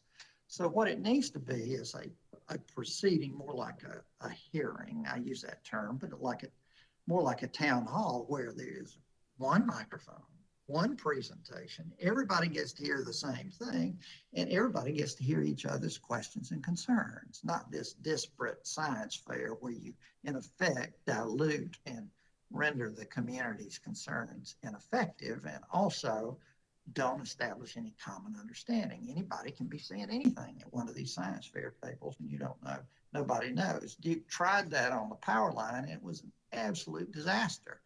And that was one of the reasons I think the commission ended up holding that hearing, quote, quote, hearing in Landrum. And we also saw that for coal ash in North Carolina. Duke and the state agency out there tried the science fair approach and the communities rebelled against it. And finally, they had to reject that approach and use,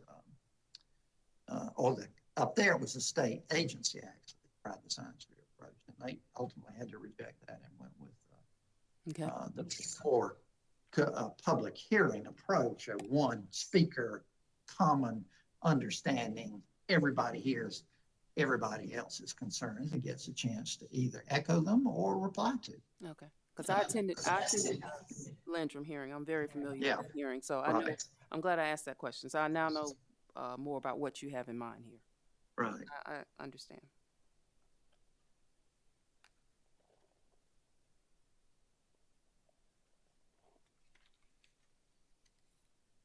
This isn't anything major. On the bottom of page 3, should this regulation be promulgated, Attorney Holloman, you mentioned putting the summary of the company's proposal on our website. Where do you think, other than in the docket that's impacted? Just curious, where on the website? Just a link? Asking me how to manage a website is like asking me how to fly an airplane. Okay. I mean, I didn't know if you had a vision. Website, no, I don't. I would say you all would be the better judge of that than I. Okay. Okay, Attorney Holloman, I'm glad that that you and I have had this dialogue. I do have a better understanding of your vision, even about the hearing process, because I was thinking something differently, as you can imagine. But I'm familiar with the other hearing that you mentioned, so and the process that took place there. I don't have anything else for right now. Well, thank you very much for hearing us, and thank to the commission too for amplifying these or inquiring into these matters through both the generic proceedings and also this workshop. Thank you. Yes, sir. Thank you. We're going to move on now to Attorney McPherson, Ms. Powers, and Attorney Jeffries for Piedmont Natural Gas, please. Boyd, this is Jim Jeffries. I wanted to advise the participants today that Ms. Powers, Mr. McPherson is obviously Piedmont's counsel today for this proceeding. Ms. Powers was going to present this morning for Piedmont, but she had something of a minor medical emergency overnight and had to go get it attended to first thing this morning. And in her absence, and with your permission, she asked me if I could present the summary of our comments, if that's acceptable to you. Yes, sir. Please, Attorney Jeffries, please proceed.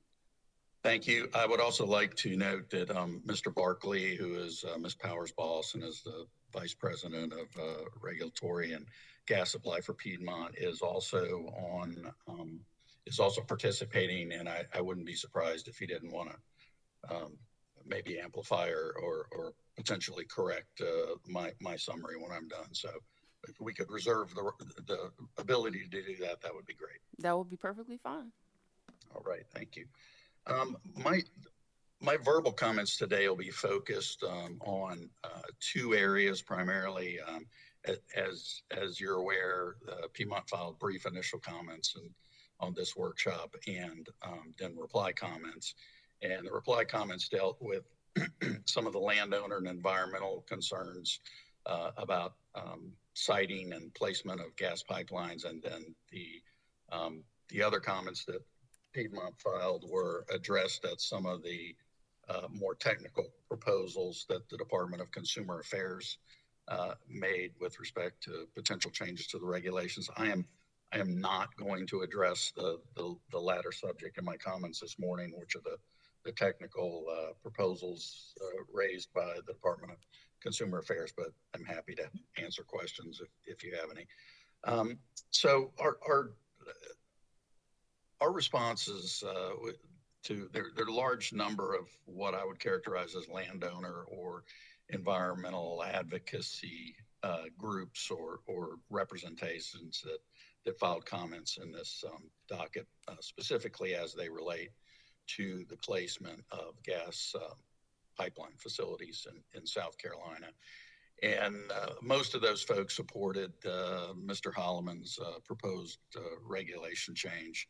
And so I would like to briefly address what I think are two distinct, but maybe a little bit muddled at this point, topics that are raised by those comments. And the first one relates to rights of eminent domain and condemnation. I would start off by saying that Piedmont very much appreciates that exercising the right of condemnation or eminent domain to take property rights from an individual or group or an entity is a serious matter.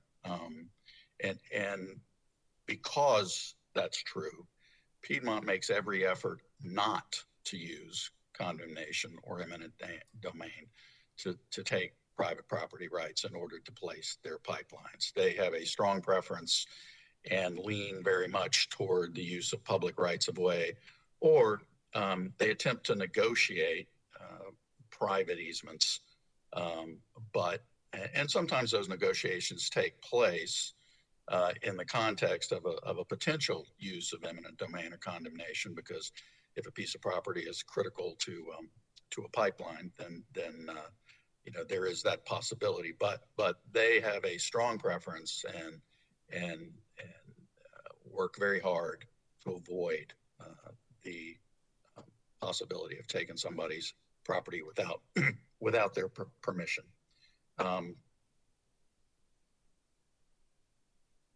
What I would say is that the exercise of condemnation rights for public utility access, and specifically in this case, access to expand pipeline services, is not in any way a new phenomenon.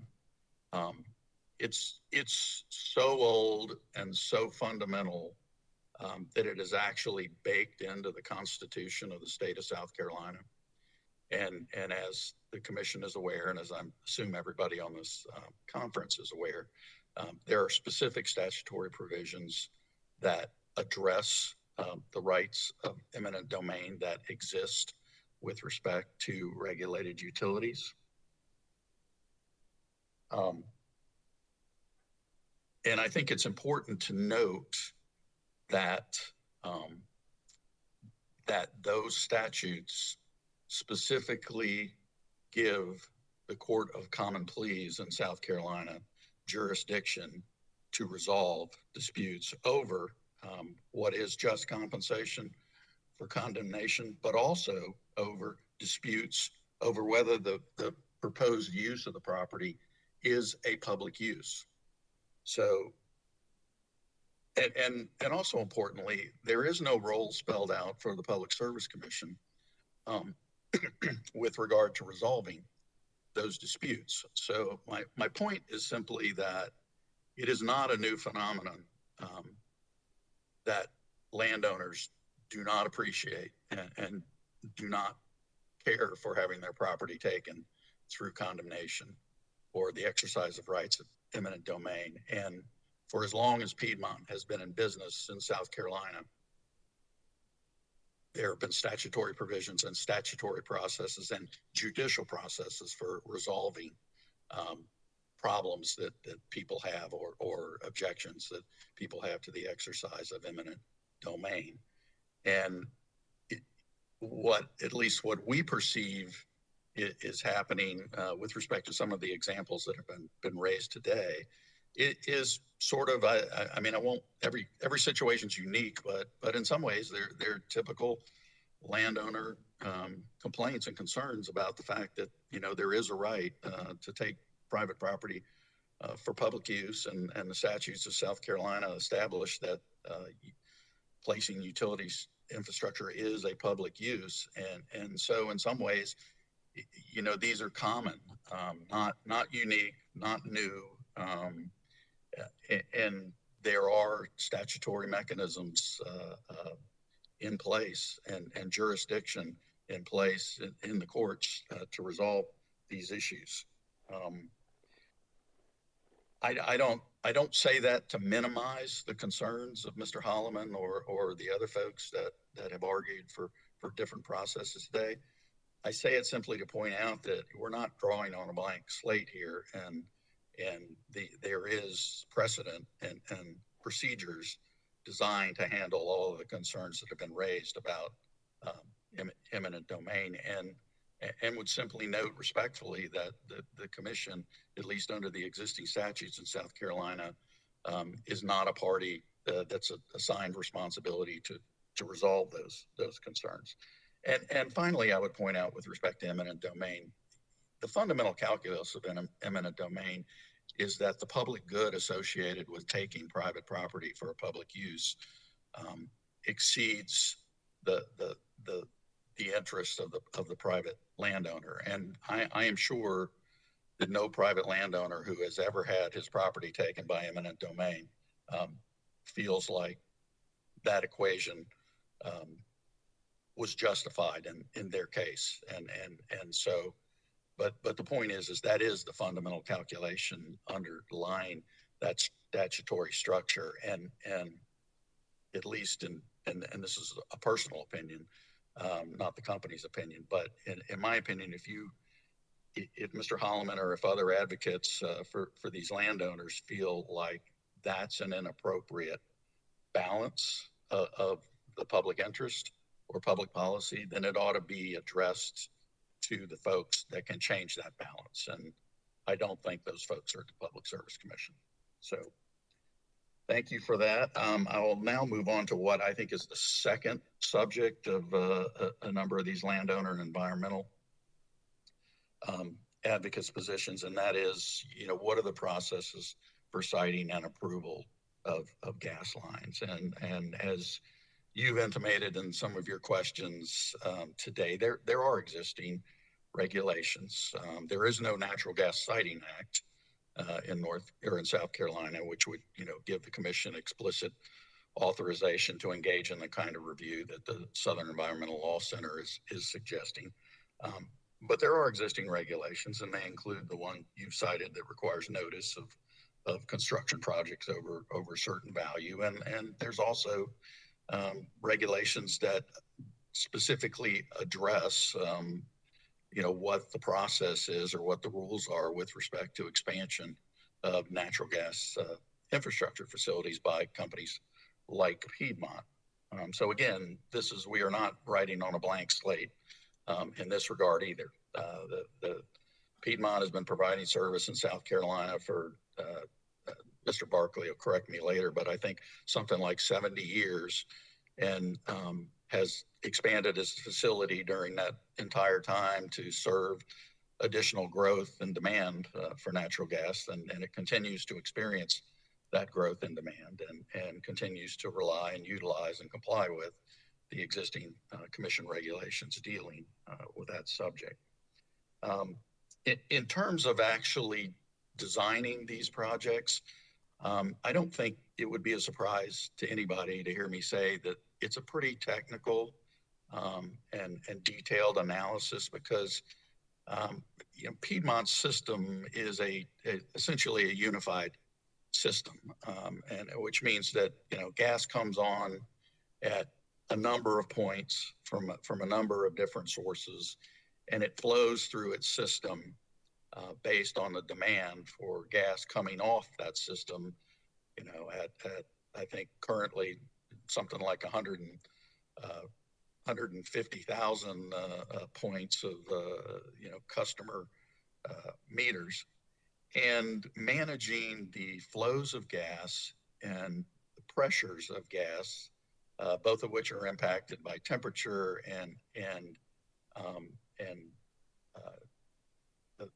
the changes in demand that also flow from changes in temperature, is not simple.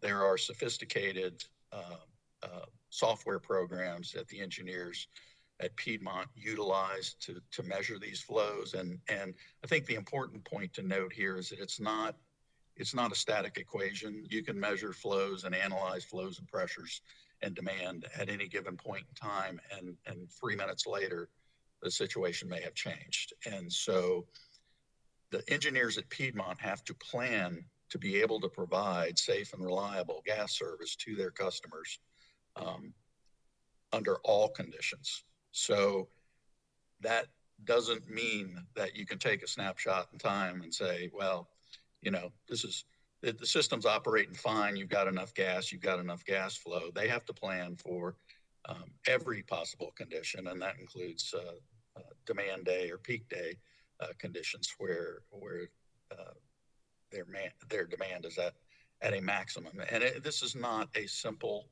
process, and respectfully, I don't think it's a process that the Southern Environmental Law Center or their members or the members of the community in Greenville are likely to understand. I mean, Mr. Holloman acknowledged that eminent domain is complicated and hard for laymen who are don't live in that world to understand. Well, I feel certain that the kind of analysis that we're talking about that's necessary to determine where and when natural gas pipelines have to be expanded is significantly more complicated.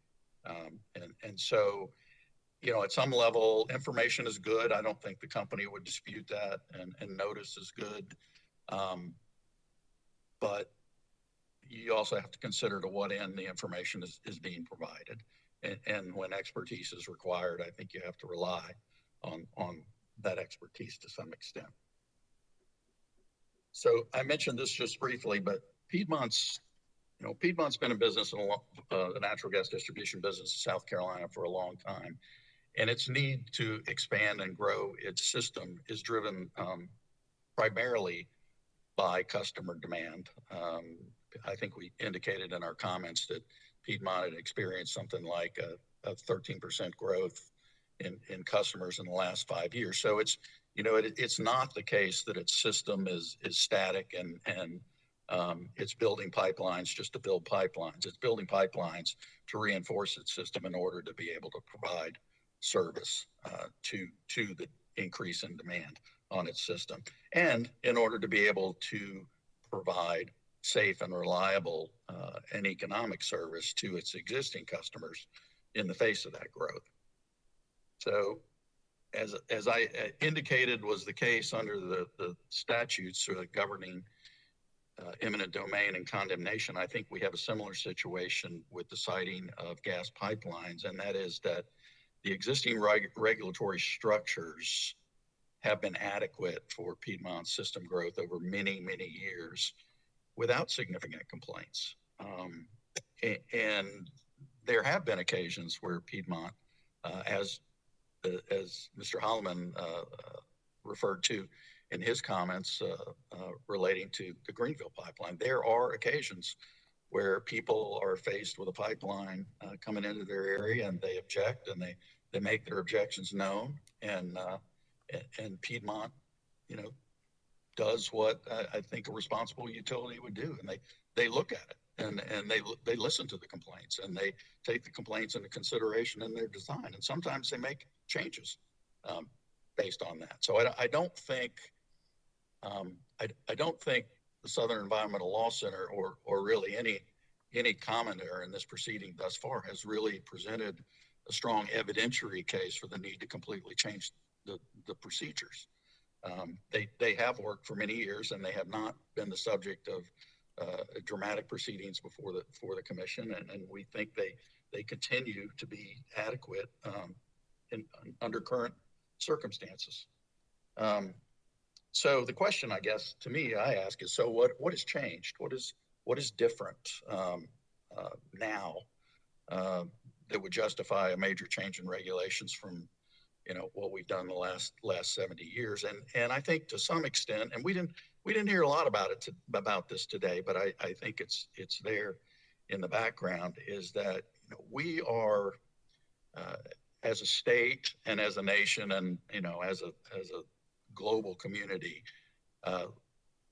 hearing a lot and looking hard at issues around energy policy and how energy should be provided to citizens of South Carolina and citizens of the United States in general. And there are folks like the Southern Environmental Law Center who are very significant advocates for what I would characterize as an accelerated transition to renewables and away from fossil fuels. And even though natural gas is lower emitting and a much cleaner fossil fuel, it's still a fossil fuel.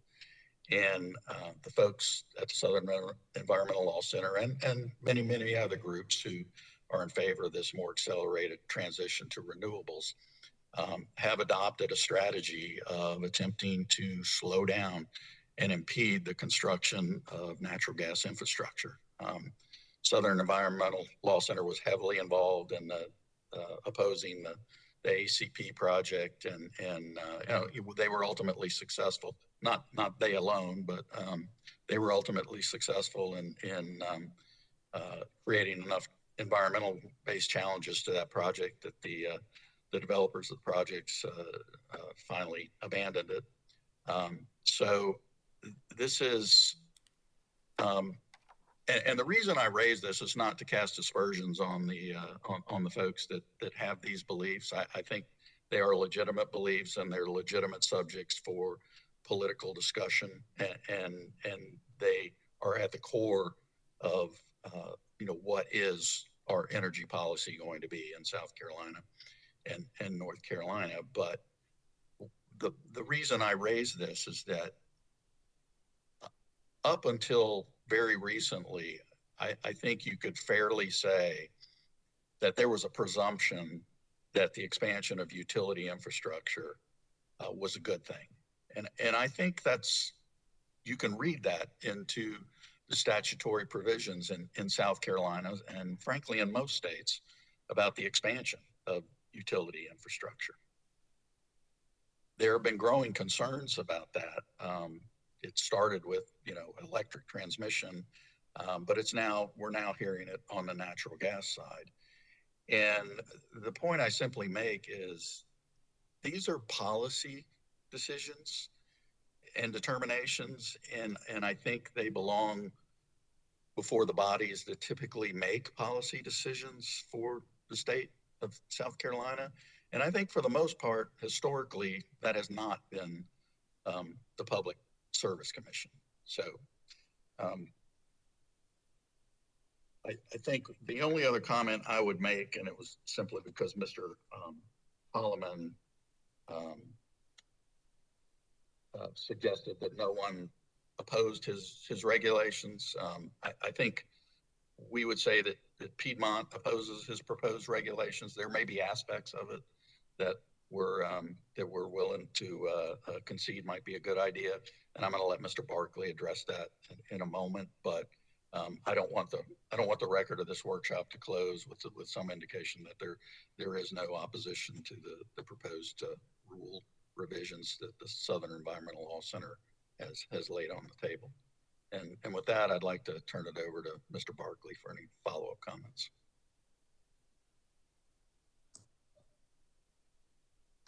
Yes, good morning. Ms. Boyd, I'm going to be very brief in adding on. I don't have anything that I would categorize as needing to amend what Mr. Jeffrey said. I will tag on a couple of very brief comments. And one is that the kind of controversy that has been described this morning and to the commission on February 4th is something that Piedmont works very hard to avoid.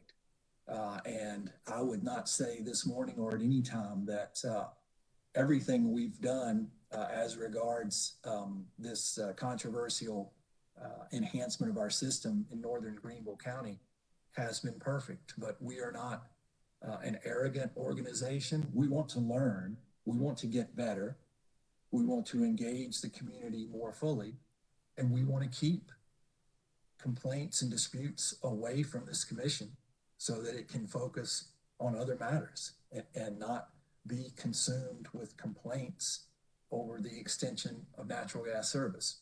So we are taking these lessons to heart and trying our very best to be more collaborative, to bend over backwards, to be more communicative with our communities, and to really enhance the flow of information as a result of this situation. I will say that it was said earlier today that everyone is opposed to the expansion of natural gas service.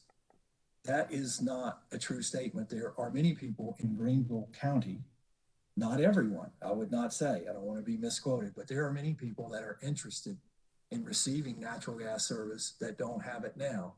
Many people, it was also said that all the political leaders in Greenville County are opposed to the expansion of natural gas and indeed to the expansion and economic growth of the city and county of Greenville. I think that may be the opinion of some, but to say that growth is a bad thing is not the opinion of everyone.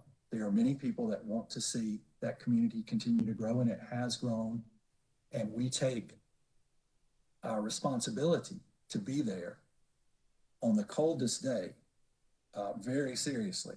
And in a growing community, if we're going to continue to serve on that coldest day, we are going to have to enhance our infrastructure at certain times. And at certain times, there may be needs to do things that are for the common good and the growth of the community that may not be popular with 100% of that community. And we will try to walk that balance as very best we can. We certainly are not opposed to, as Mr. Jeffrey said, some common sense notifications if this commission deems them appropriate.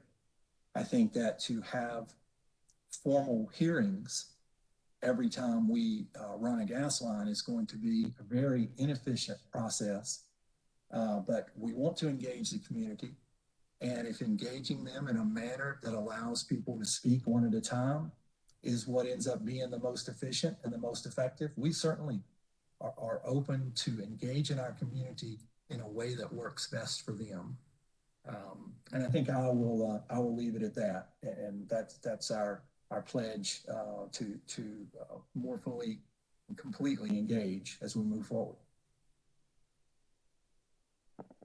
Attorney Jeffries and Mr. Barkley, I really appreciate your presentations this morning, and your responsiveness. I wanted to ask you, instead of asking all the questions that I have, since you both indicated that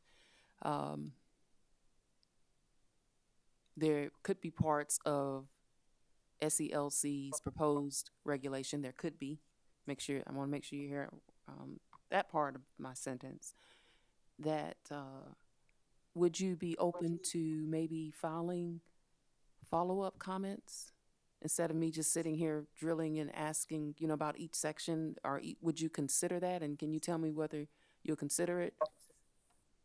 Sure, we would do that. I think some kind of notice, as Mr. Jeffrey said. I know I would say, Ms. Boyd, there's a request for environmental impacts and so forth. And I would just respond to you now, as we will, if you request these comments, that we undergo a lot of environmental regulation as it is with organizations like DHEC, the Army Corps of Engineers, Fish and Wildlife, preservation groups within South Carolina state government. So I would say an expansion of this commission into environmental regulation. I don't believe we would support items such as that, but to respond to your question, there certainly could be parts of this where we would have some flexibility in informing the public. Again, going back to what I said earlier, we want to be the best community partner we can be. Thank you for that. I would just echo that we will file those comments, but not.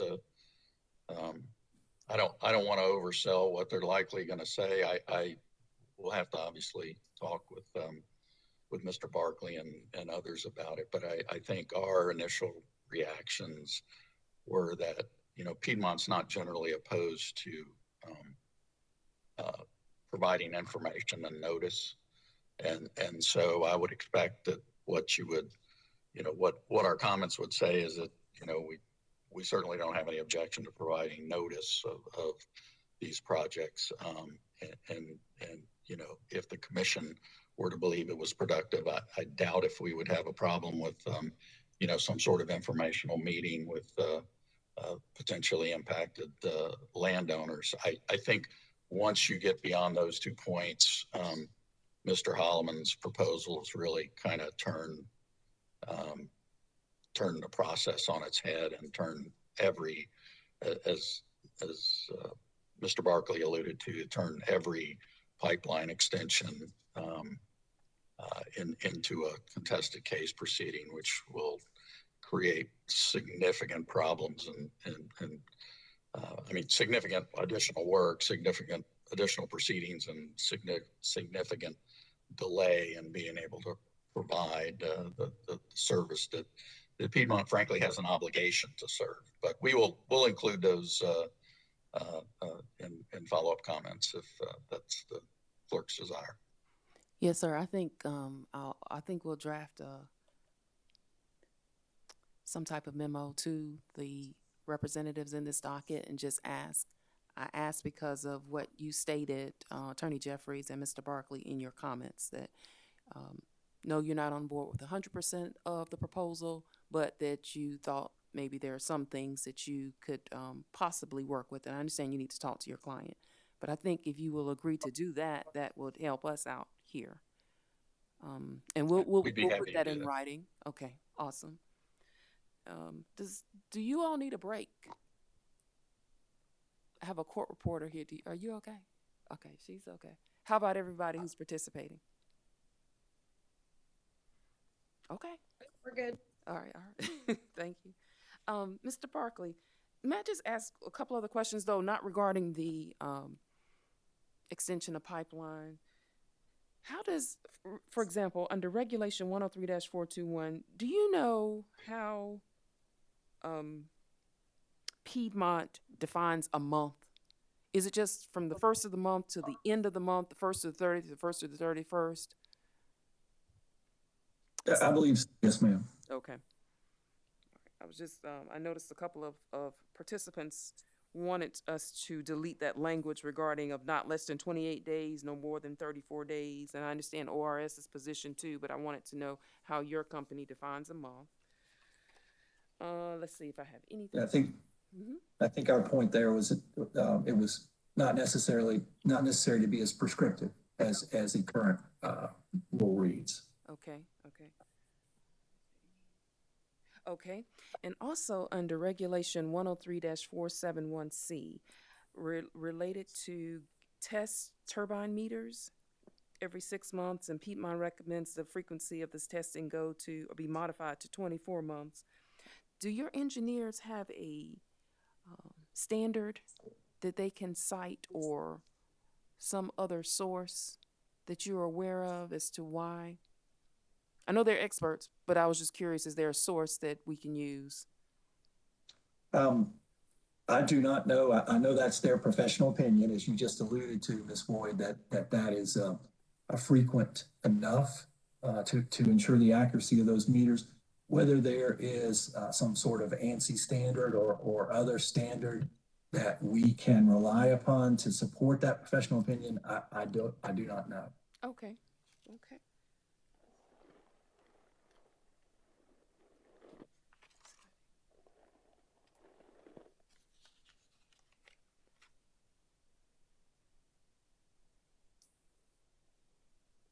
Oh, yeah. And then the DCA's, I hope Attorney Hall doesn't mind me referring to Consumer Affairs, Department of Consumer Affairs as DCA. But DCA mentions termination, involuntary termination of service. And at the bottom of page 11 of Piedmont's comments, and these comments were filed on April 14th.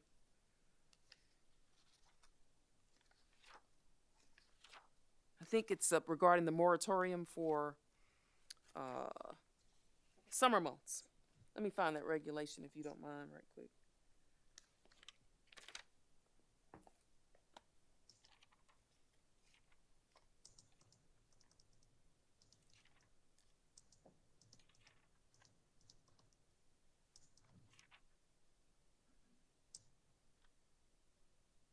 Yeah, it appears to be in Regulation 103-452. You recall that one regarding, I think, special needs customers, and that I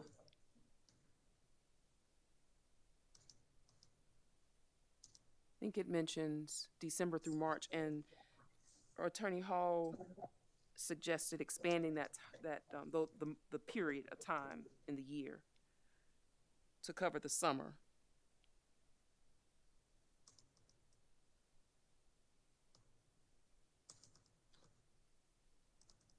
And so you're basically, that's never applicable to Piedmont. That issue is never applicable to Piedmont for the summer, because your gas services aren't used to cool homes. Right, there certainly are applications, but certainly not the primary focus of natural gas consumption, as is stated in our reply comments on page 11, would not be summertime usage. Okay. That's correct. It's just the seasonality of natural gas consumption.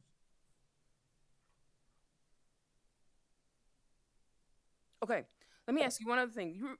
Do you recall DCA's comments about the phrase reasonable period of time? And Attorney Hall recommends in a couple of regulations that the commission be more specific regarding this reasonable period of time. Do you feel that because the Piedmont doesn't abuse that standard, that basically the language should remain the same? And if you do, what do you think a reasonable period of time would be? 30 days? 2 months? Like, does your company have an internal benchmark for a reasonable period of time?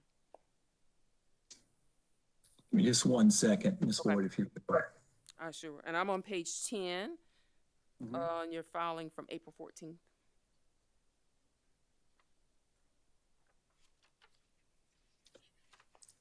I think that our response is as written there, is that, again, we've been serving the state for 70 years. We've never had an issue on these lines. And so it's more or less a problem that does not exist today. And so therefore, it kind of falls in the category of trying to remedy something that's not broken is not advantageous for any of the parties. All right. Attorney Jeffries, Mr. Barkley, thank you so much. Thank you, ma'am. All right. We're going to move on, everyone, to Miss Megan Gibson with the Niskanen Center. Miss Gibson, are you available? Yes, ma'am. Good morning. Good morning. How are you? I didn't get to speak to you earlier. Yes, my apologies. That's okay. That's okay. We're still in time before your proceeding this afternoon, right? You still have enough time? Yes, plenty of time. Thank you. Yes, ma'am. You may proceed. Thank you. My name is Megan Gibson. I'm a senior staff attorney with the Niskanen Center, and we represent landowners affected by pipelines throughout the country in court cases and in administrative proceedings. And thank you again for this opportunity to speak with you all. Niskanen applauds the Public Service Commission of South Carolina's efforts to formally review its regulations, especially with regards to regulations or the lack thereof that adversely impact landowners. The Commission's commitment to transparency is of the utmost importance to ensure that all stakeholders, especially South Carolina landowners, have meaningful access to and participation in the Commission's pipeline process. It was noted that the current process has been working for years and years, and I would pose the serious question of who exactly has it been working for? Landowners face something that no other stakeholder does in a pipeline development: the potential permanent taking of their land, their home, or their livelihood, and no easement signed or negotiated under the threat of eminent domain is wholly voluntary.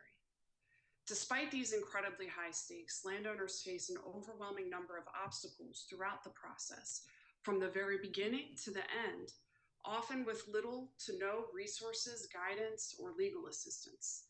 The Commission should seize any opportunity to rethink and revise this broken process. And to that end, and with that in mind, Niskanen fully supports the Southern Environmental Law Center, Upstate Forever, and Friends of Beaver Dam Creek's proposed regulations, which will help foster basic fairness to landowners in South Carolina's gas pipeline development and approval process. It is high time for fundamental notice and transparency measures to be adopted in South Carolina to ensure at the very least landowners affected by pipelines understand: 1, who is seeking to take their land; 2, what exactly they are seeking to take their land for; and 3, what rights they have in the relevant process. The proposed regulations will do all of that, as well as greatly assist in leveling the playing field. I should also note, and Mr. Holloman emphasized and explained this quite well, that there is no doubt that the Commission has the authority to fix these problems by adopting the proposed regulations. You know, I'm repeating more or less what he has already said, but under South Carolina Code Statute 585210, the Commission is vested with power and jurisdiction to supervise and regulate the rates and service of every public utility in the state, together with the power, after hearing, to ascertain and fix such just and reasonable standards, classifications, regulations, practices, and measurements of service to be furnished, imposed, observed, and followed by every public utility in the state, which includes interstate gas pipelines. Nothing in the proposed regulations changes anything with respect to eminent domain powers. Rather, the proposed regulations are strictly within the statutorily authorized standards, practices, regulations that the Commission has the full power to impose on gas utilities.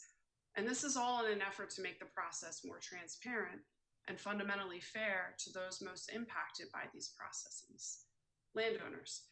And by way of example, I don't want to go too much into it because our letter was a little long, but we provided in our comments reasonable regulations enacted in a couple of other states that address many landowner concerns. If other states can figure out how to ensure that landowners are informed and engaged in an interstate pipeline development process, there is absolutely no reason why South Carolina cannot do the same. So for example, in Iowa, there are noteworthy landowner protections. Pipeline companies are required to give public notice even before they can apply for a permit, including holding public meetings in each county where real property or property rights will be affected. And they are supposed to distribute at those meetings a summary of landowner legal rights. Pipeline company is required to provide 30 days notice by certified mail to every landowner of the public meeting, the details of the project, landowners' rights under Iowa law, excuse me, a bit of a tongue twister. And similar to the proposed regulations here, there's section B, a pipeline company seeking rights under that chapter shall not negotiate or purchase any easements or other interests in land in any county known to be affected by the proposed project prior to the informational meeting. That way, landowners go into these conversations knowing what their rights are and what exactly they're talking about. In Ohio, there are several pre- and post-application requirements for a pipeline company, including public pre-application informational meetings, no more than 90 days prior to submitting an application. The applicant is required to publish notice of the meeting. They're also required to send out a letter to every single affected landowner and tenant at least 21 days before the meeting. And they must include information on how the landowners can participate in a meaningful way and a description of the project and contact information.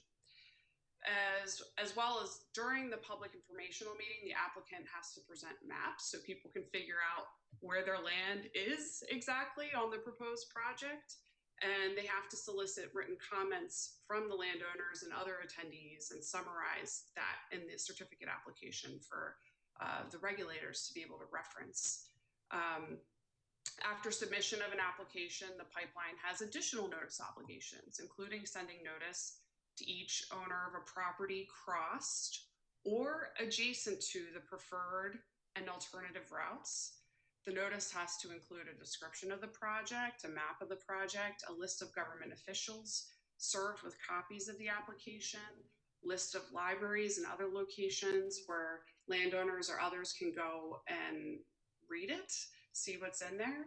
A statement about what criteria is used to review an application, the time and place of public adjudicatory hearings, and the deadline to file for the landowners to become parties to the proceedings, and so on. You get the idea. In sum, the commission should seize the opportunity to adopt common sense regulatory provisions to address harms that, as one landowner put it quite simply, should not be happening in the United States of America. Thank you for your consideration of Ms. Gannon's comments, and please do not hesitate to reach out to us directly with any questions or concerns. We are here to help. And to the extent that Piedmont or others file any additional comments on the proposed regulations, we would respectfully request that there be a time period afforded to respond to those comments. Thank you. Yes, ma'am, Ms. Gibson. We will, when we do that, when we issue the memo requesting responses, we will definitely include a time period for replies. Thank you for your presentation.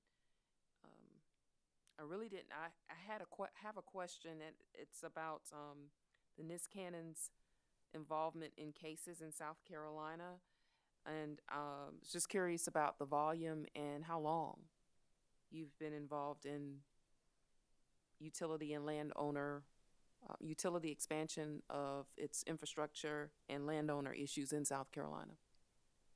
Yes, ma'am. So the Niskanen Center represents landowners all over the country, including Texas, Louisiana, Oregon, Pennsylvania, West Virginia, North Carolina, New Jersey.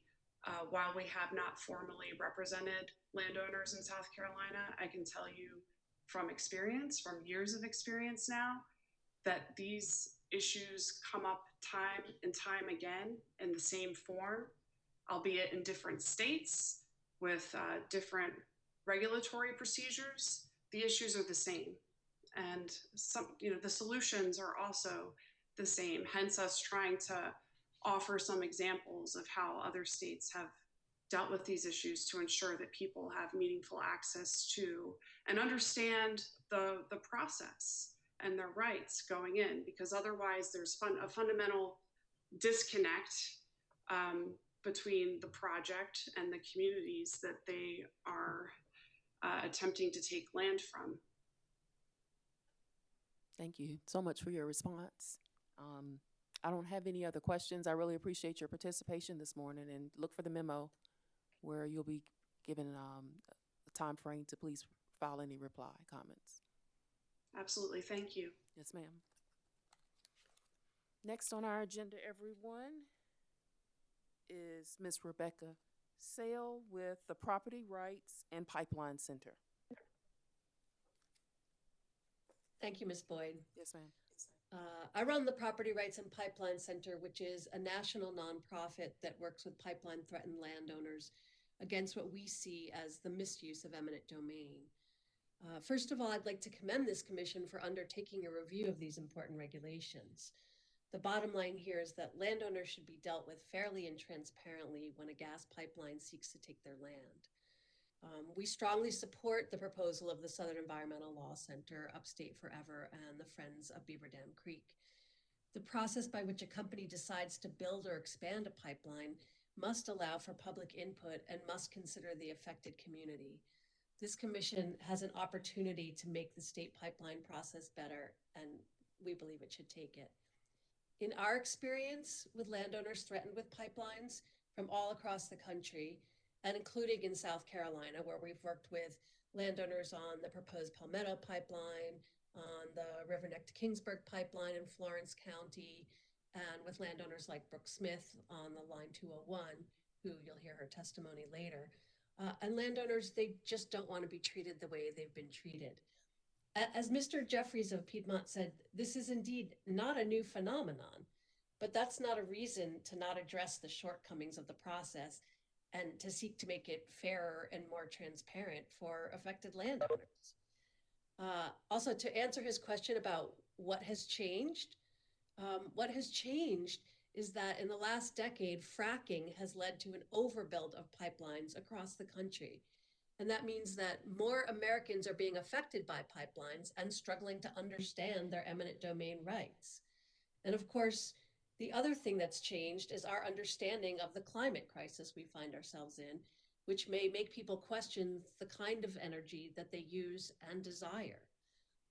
My group and the landowners that we work with believe there are 5 critical items that should be included in any revision of the regulations for gas utilities.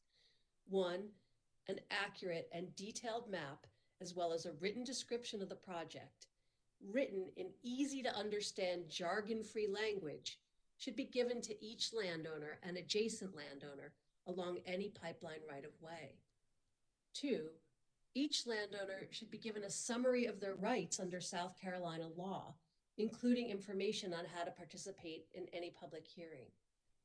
3, all pipeline land agents should be required to tell the truth to landowners, and landowners should be advised of the commission's complaint procedures if they suspect they were told an untruth.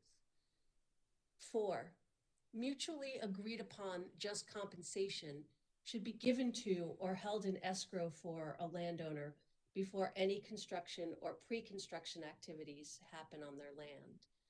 And 5, any easement negotiated by the pipeline company should be required to end with the completion or cancellation of the specific project at hand.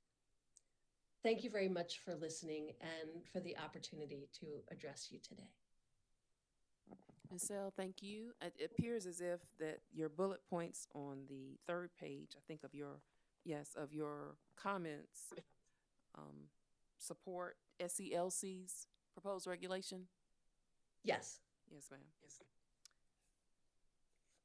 I don't have any other questions for you, unless you want to tell me. I asked Ms. Gibson this question too about your experience with these type actions the Property Rights and Pipeline Center's experience with these type events in South Carolina, landowner issues related to utility gas pipeline expansion. Well, as I said, yeah, we've worked in South Carolina with landowners on several pipeline projects over the last 4 years. Okay, I'm sorry, I missed that. Yeah, so we worked with landowners on the proposed Palmetto pipeline, on the Kingsburg to River Neck pipeline, and with Brooks Smith on the Line 201 pipeline.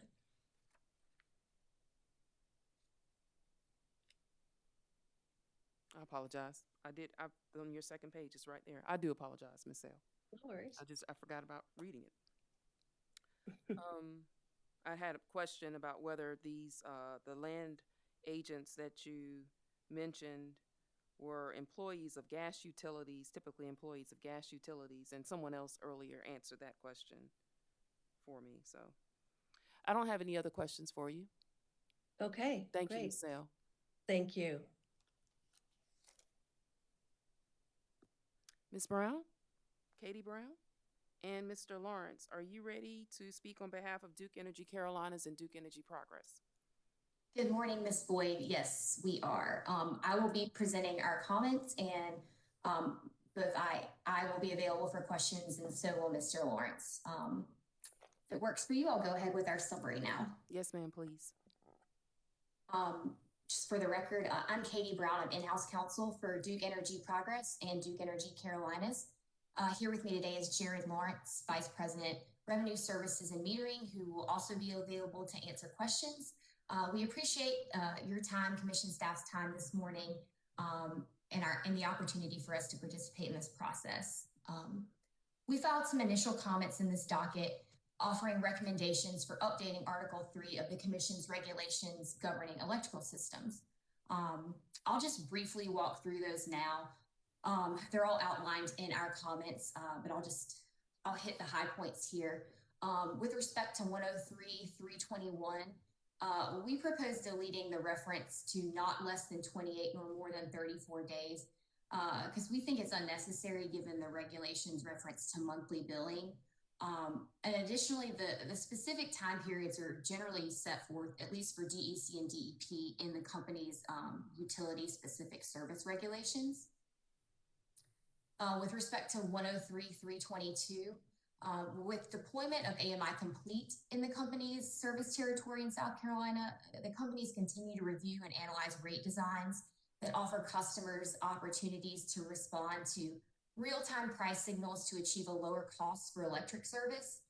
The calculation of bills on these dynamic rate designs have billing determinants that may change during the billing period. And under these rate designs, usage data and not meter readings is used to calculate the customer's bill. So the companies have recommended updating 103.352 to reflect that interval billed rates do not use meter readings for calculations of usage or billing.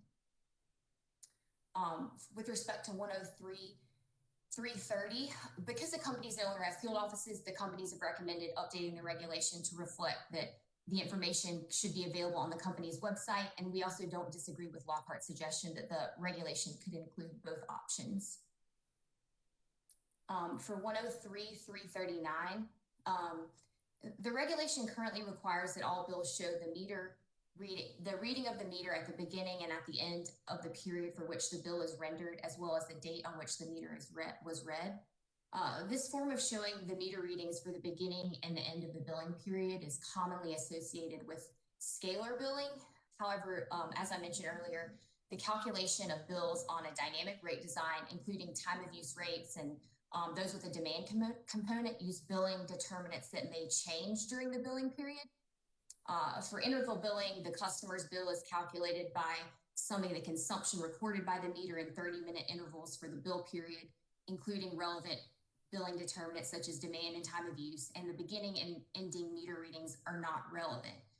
For those reasons, we think that it would be smart to update the regulation to reflect how the bills are calculated for customers on dynamic rate designs. Of course, the meter readings are relevant for customers on scalar billing. For 103.352, the companies have just proposed an update to address how disconnections are conducted with AMI meters. And 103.373, we've proposed updating to align with the methods for meter testing outlined in the ANSI standard 12.1 code for electricity metering. I just note that the companies did not file reply comments in this docket, and we're currently exploring how the proposals outlined in the Department of Consumer Affairs comments would affect our operations. As a general principle, the companies are in favor of preserving the flexibility that's built into the regulations. Because our commission approved service regulations typically have more specific requirements than the commission's regulations. We would be in favor of changes to the regulations as the Department of Consumer Affairs has suggested, to allow for modernized communications with our customers, electronic communications or text messages, if the customer so chooses.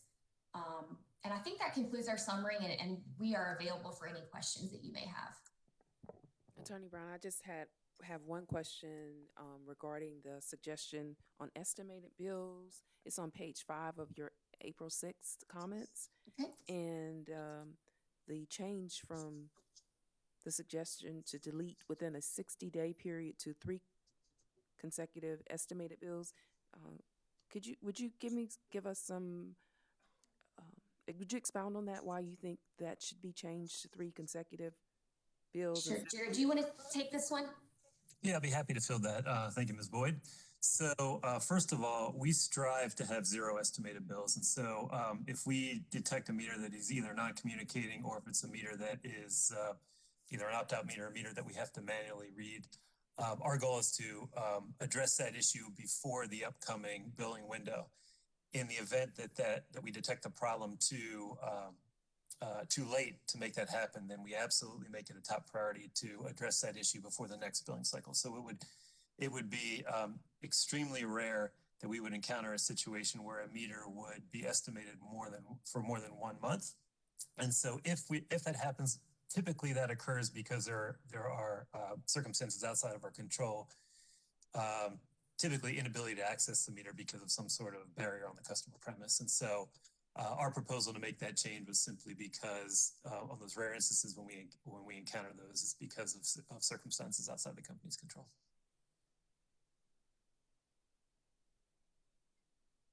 And so the 3, Mr. Lawrence, just the 3 estimated was, how'd you come up with the number 3? Well, honestly, I think it was really what we thought was a reasonable amount of time for us to engage with a property owner in order to attempt to gain access. Okay. I just wanted some reasoning, that's all. Yeah. Thank you. Thank you, Attorney Brown and Mr. Lawrence, so much. We appreciate your presentation. Thank you. Thank you. We're going to move on, everyone, to Attorney Roger Hall with the Department of Consumer Affairs. Thank you, Ms. Boyd. Can you hear me okay?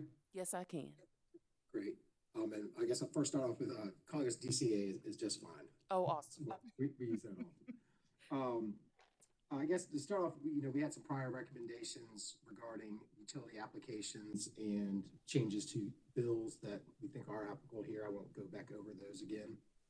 Getting to our new comments, I would start by saying, one of the responses or, things we heard from utilities that why our suggestions were unnecessary is because they do it already. So that, that makes us think, okay, these are reasonable expectations. If they're already doing these things, then great. Let's get them, kind of codifying some state standards into rules of general applicability rather than individual tariffs. And we think that will help improve access and universal understanding. With that being said, I kind of divided up our comments. I won't go into great detail on all of them, but into the general issues we think they address. So the first has been talked about is the timing. 103.330 is that the regulation that provides when the schedule of rates need to be provided to a new, after a new application is made. It's currently 60 days. We just don't understand why, a customer needs to wait 60 days. Thought 30 days was reasonable. I understand they're typically on company websites anyway. The next 2 are 103.341 and 342. And those are the 2 regulations that use that reasonable time phrase. We just think that's very subjective.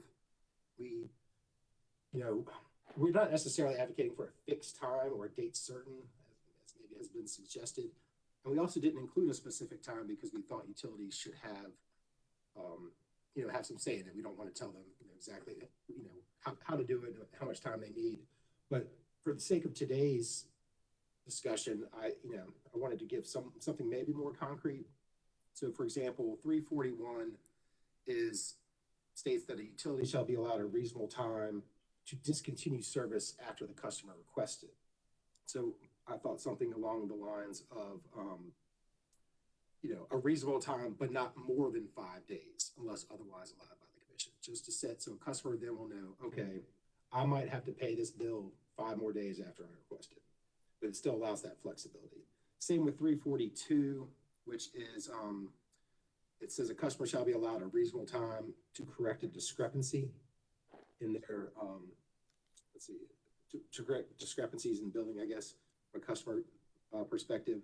So I'd suggest again something along the lines of, a reasonable time, but not less than 10 days. That's otherwise allowed. So again, you've got, they'll know they're going to have at least 10 days. The utility provides discretion for more. That's great. Let's see. The next comments about time were 352, and then it says that not less than 10 days prior to termination of service, it must be provided notice by mail. We think, the more time before disconnection, the better for customers, obviously. There was one small component of 352 Part A. Everything I've said, says that the company has to provide the address, telephone number, and working house of the person. It may just be typos in books and online, but we obviously thought that should probably be at working hours.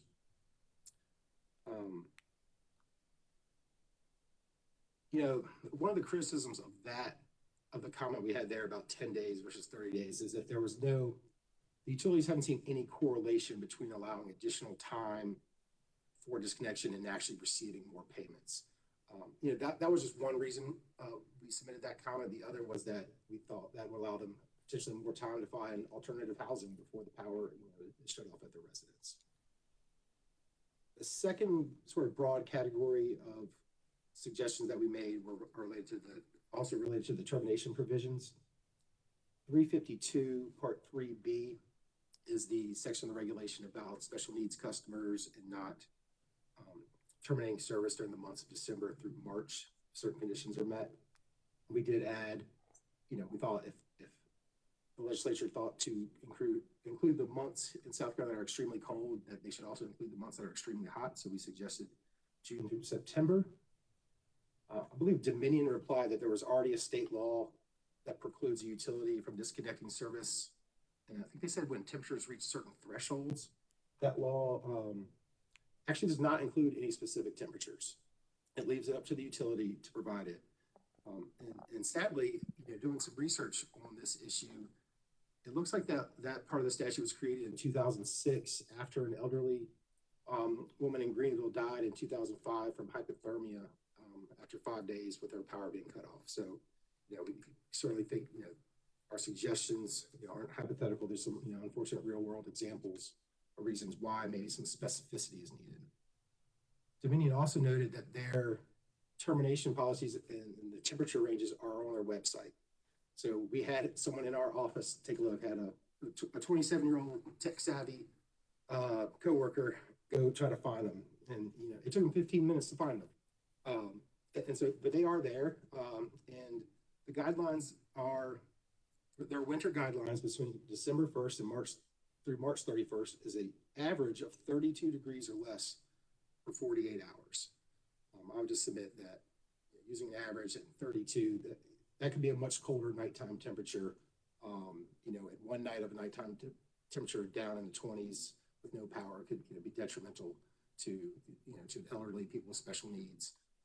And I do understand that the companies are working to that, and they make every effort that it's not going to be unexpected. But if 32 degrees is a threshold, I think that's a concern. Their summer guideline, I think, is more concerning, perhaps. They won't cut off from June to August 31st if there's a heat index, but of 105. Even though it's a heat index that 105, that seems awfully high. I mean, we've some hot temperatures here in South Carolina in the 90s where, my AC is not working in my house. It's bad for me, let alone, someone elderly or with other special needs.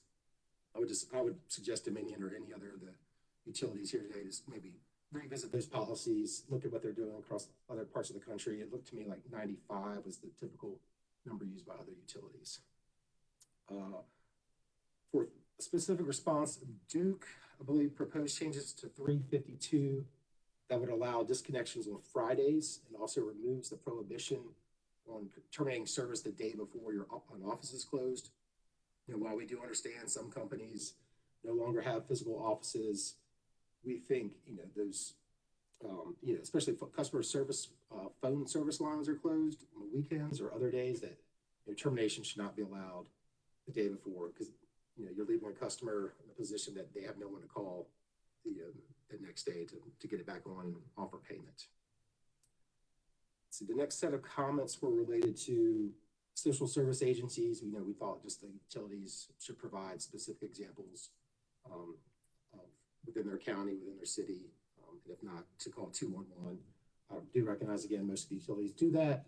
We just thought, you know, if it's a universal requirement, then we can make sure any utility company that's under the Public Service Commission's jurisdiction, or, you know, if a company's not doing it now, that they will provide specific information. Finally, on our initial comments, it's 352 Part G. This was sort of a reading through the regs, an interesting regulation. It may be somewhat outdated. It requires the utilities to, either the person that goes to the field to disconnect service, to accept payment, or to arrange for later payment. And I think some of the utilities said that, you know, they don't send people out to the field anymore. They don't need to, because of AMI. Doing a comment that it was unnecessary because it would treat certain customers differently. But this is the language in the reg. It basically allows the utilities to determine if an area is unsafe, then their employee does not have to accept payment. It jumped out at us as it's very interesting that, you know, utilities can determine an area is unsafe, therefore they don't have to accept payment from a customer. If that's going to stay in, we just think the customers need to know that they're in an area where they will not be allowed to pay the person that comes to disconnect their service directly. Duke and Dominion did suggest deleting the portion that says that they would have to accept payments in the field. I think we'd be okay with that as long as there's that additional time to pay is guaranteed. Some additional comments on the Attorney Ho, I don't mean to interrupt you, but tell me again what you just said. You said you're okay with deleting that provision. Would you repeat that, please? I think as long as it was guaranteed that the customers were allowed additional time to pay. I don't have it in front of me, but there's let's see, I can probably pull it. There's a statement in it, and it's probably fine the way it is, honestly, because it says either have someone the person that goes out to accept or to turn off service either has to be able to accept payment, or has to be authorized to allow them an additional time period to pay. Something to that effect. It's 352G. Yes, it's 352G. You're right, and it's at the very end. It says, however, in certain areas where it has been determined by the electrical utility that the safety of its employees warrants it, those employees shall not be required to accept payments from customers subject to termination. So I mean, not knowing what led to that regulation, so maybe there was some issues at some point in time. It just struck us as odd. Do you have any more questions on that one, or do you want to? No, sir. Please move on. Please, okay. Please proceed. Sure. Just responding to a couple other issues. You know, the company's talking about how they don't have local offices. We recognize that, but that should not be a reason to not have to comply with the reg and not have to provide information required by the regulation. I believe it was Dominion's proposed definition that said if a utility doesn't have a local office, they don't have to comply with that. We submitted some different language that we think takes care of the issue and still requires them to submit information.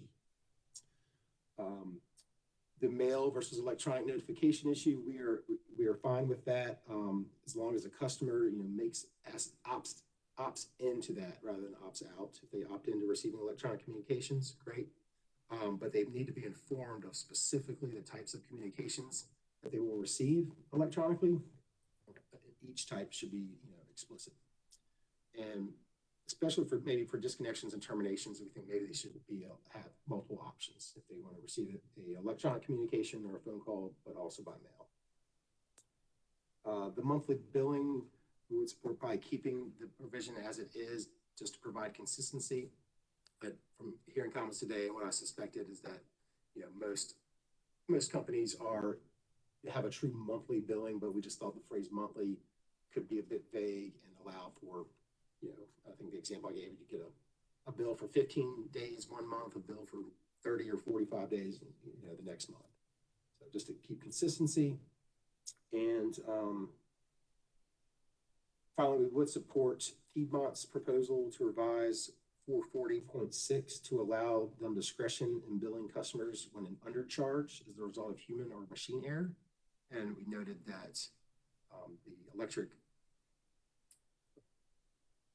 mirrored image of that 340.6 already states the utility may do so.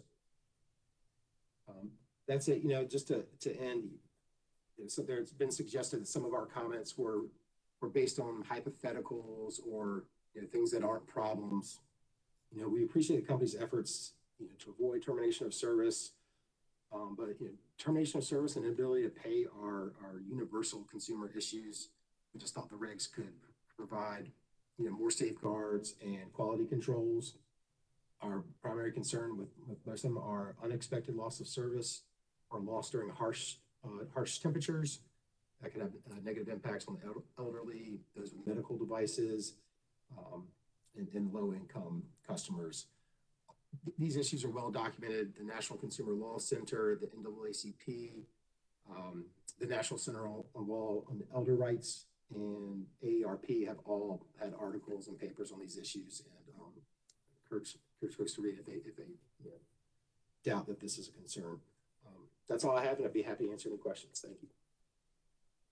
Thank you, Attorney Hall. I don't have any questions. As you were going along, you answered several of mine regarding your request that the staff look at, you know, being more specific as it relates to certain phrases like reasonable period of time that you proffered suggestions. So the only other question I have regarding your comments filed on April 14th related to the pipelines and condemnation issue, will DCA, if we issue a memo, consider filing comments regarding SELC's proposed regulation?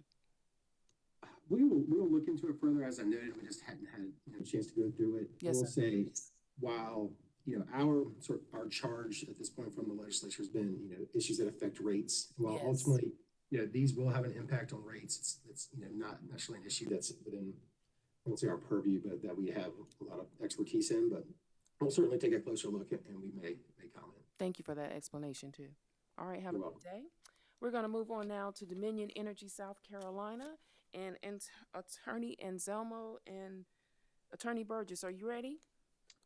I am, Ms. Boyd. Can you hear me? Yes, I sure can. Thank you. All right, thanks. And we provided, our original comments on April 6th and reply comments on the 14th, much like others have done. I'm going to hit the high level summary of this. And should you have any questions, we'll certainly be happy to address those. The utility office references that are made throughout the code, as we say, we don't maintain those anymore. And we suggested a definitional change to clarify to the extent the utility has such office. And we're not trying to get out of providing the information set forth in the reg. In fact, we actually already provide the information. The general terms and conditions attached to every account, especially residential accounts, are accessible 24/7 on our website. And the rate schedules and information regarding rates are already provided annually by bill insert to our customers in accordance with other PSC regulation.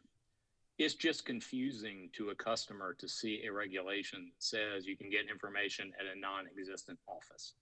And given that several parties have expressed an interest in having consistency and less confusion, one would think it'd be easy to eliminate this confusion with a definitional change. Perhaps not as wordy as the one I proposed, but a change nonetheless.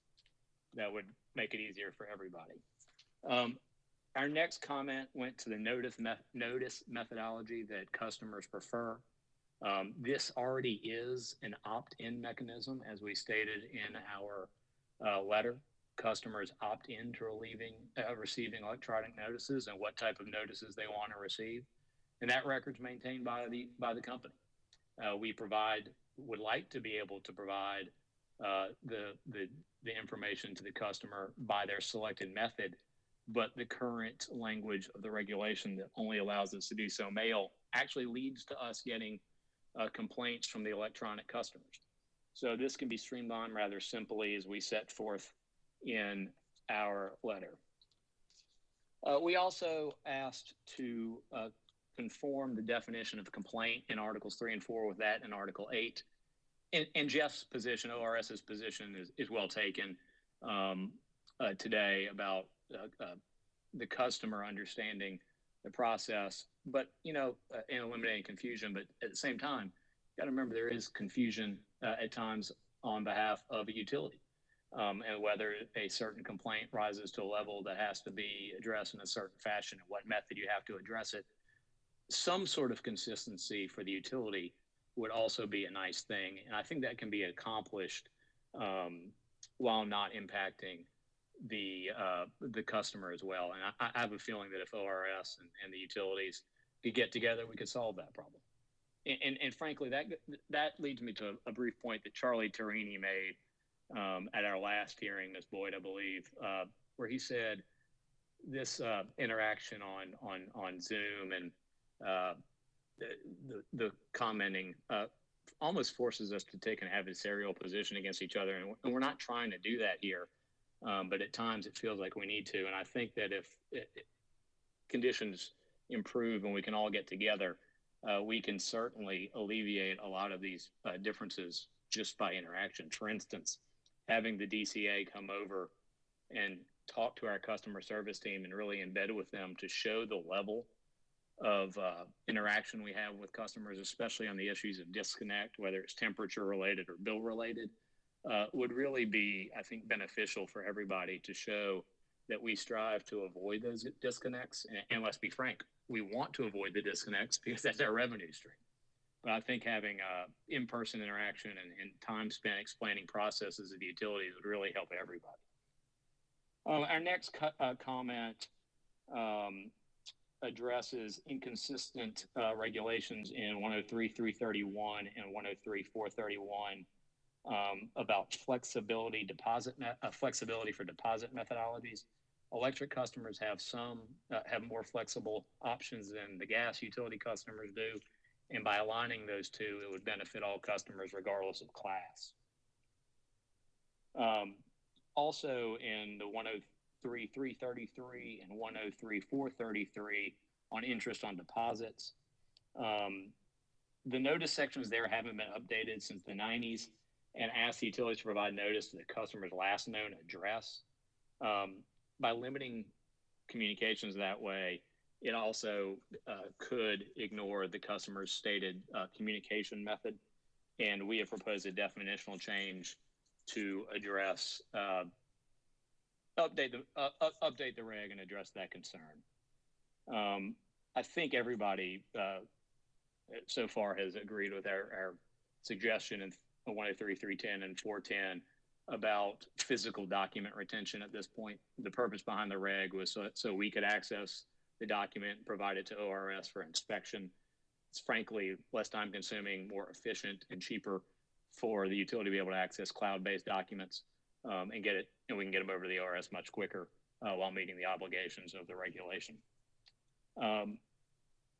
We also suggested some changes to 103.336 and 436 regarding retention of deposits. Again, to bring consistency in the two regs, certain subparts A and subpart B in 336 and subpart A and 336 need to be added to the gas regulations for that consistency. We also make a recommendation regarding 340.5, striking a certain sentence because we no longer require customers to remit a lump sum payment to bring payment plans current. We also seek to increase the threshold in 42127, which we've talked about a little bit today, to increase the amount up to $1 million. As the commission knows, that is a rather labor-intensive effort, and increasing the amount will not change the material objective of the regulation, but would be less onerous on the utility. We also suggested a change in 415A, increasing the property threshold damage limit to be consistent, I believe, with some federal practice. And then we suggested a change to 103-412 2.6. This change is really because the jurisdiction over pipeline safety rests with ORS here in South Carolina. And the intent of it is to notify ORS of new or ongoing pipeline projects so ORS can perform the inspections. ORS and the company meet quarterly to discuss these new ongoing projects, and the goal of the regulation can be accomplished through the quarterly meetings. And then we also asked to eliminate a reporting requirement of the listing of welders and their proof of qualifications. Frankly, I think that's probably an outdated requirement, and given the opportunity for turnover of employees, that would be almost constant updating. That seems to be unnecessary in light of federal law and other regulations. Now, we did join, makes a few reply comments, and I'll hit those briefly. We did join Piedmont in their suggested revision of 471C. The same goal can be achieved with a 24-month testing window. We agreed with Duke on the revision of 103-330F for reasons I mentioned as I talked about utility offices. And then we also agreed with 103-339, but we had one clarification. We'd like to leave in a sentence that we believe offers flexibility to both the utility and the customer regarding acceptance of payment and reconnect. The Department of Consumer Affairs had a couple suggestions that we addressed in regards to the time frame to explain available rates.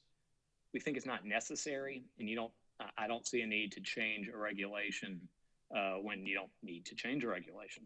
We make the rate schedules available online, like we said, 24/7, and company policy, and I believe the policy of others, is to provide this information almost instantly, and certainly within 30 days. The date certain regulation suggestion for disconnection of service, company believes that actually would harm customers. We try to accomplish disconnects on the same day. Now, sometimes that's not possible through unforeseen circumstances, dangerous conditions at the meter, certain alterations to a meter that a customer has made.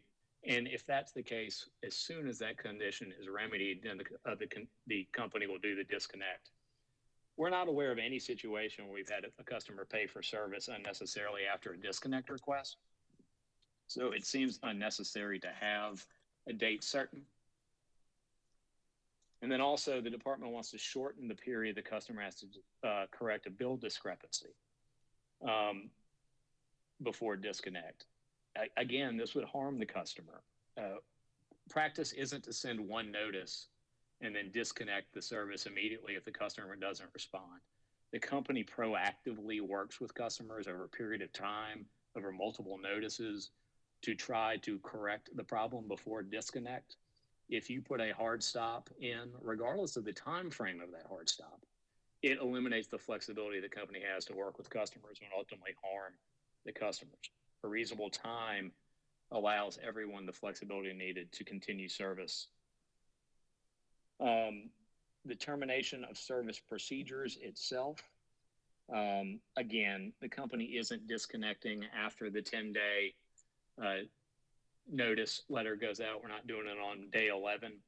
The company procedures are designed to give customers time to cure any arrearage before disconnect. And I think something that's really important is if you extend the period to 30 days as suggested, really all that does is create another almost bill cycle for the customer to have an arrearage increase. And if they can't satisfy that increase, it's going to go then to the uncollectible category, which is then passed to all customers, all ratepayers in the next rate proceeding. Nobody wants to do that. So the procedure as is in the regulation works fine, and it strikes a balance to avoid that. Again, Mr. Hall spoke earlier about the time frames for disconnects for special needs and all customers with certain heat thresholds. As he admitted, it's on the website. We have thresholds that are in place to comply with state law. If we live in South Carolina, it's hot. If we move the threshold too low, frankly, there'll be times where nothing will ever be able to be disconnected. That's not the intent of state law. That's not the intent of the regulation. There have to be reasonable and balanced positions on this, and I believe our regulations, company regulations, do that.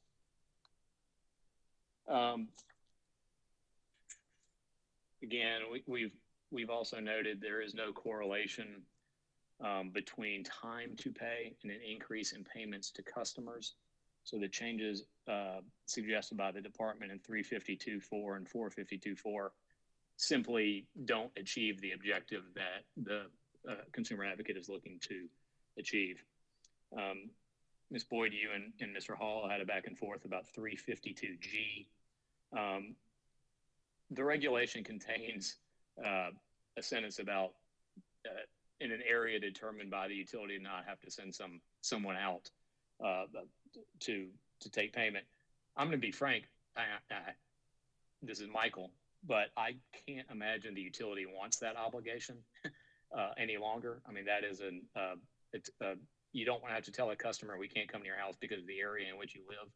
And I think that is frankly an outdated section of that regulation. However, that doesn't change the fact that 352G, utilizing that procedure by the company, actually affords the customer more opportunity to avoid disconnect and should remain as the sort of the standard operating procedure.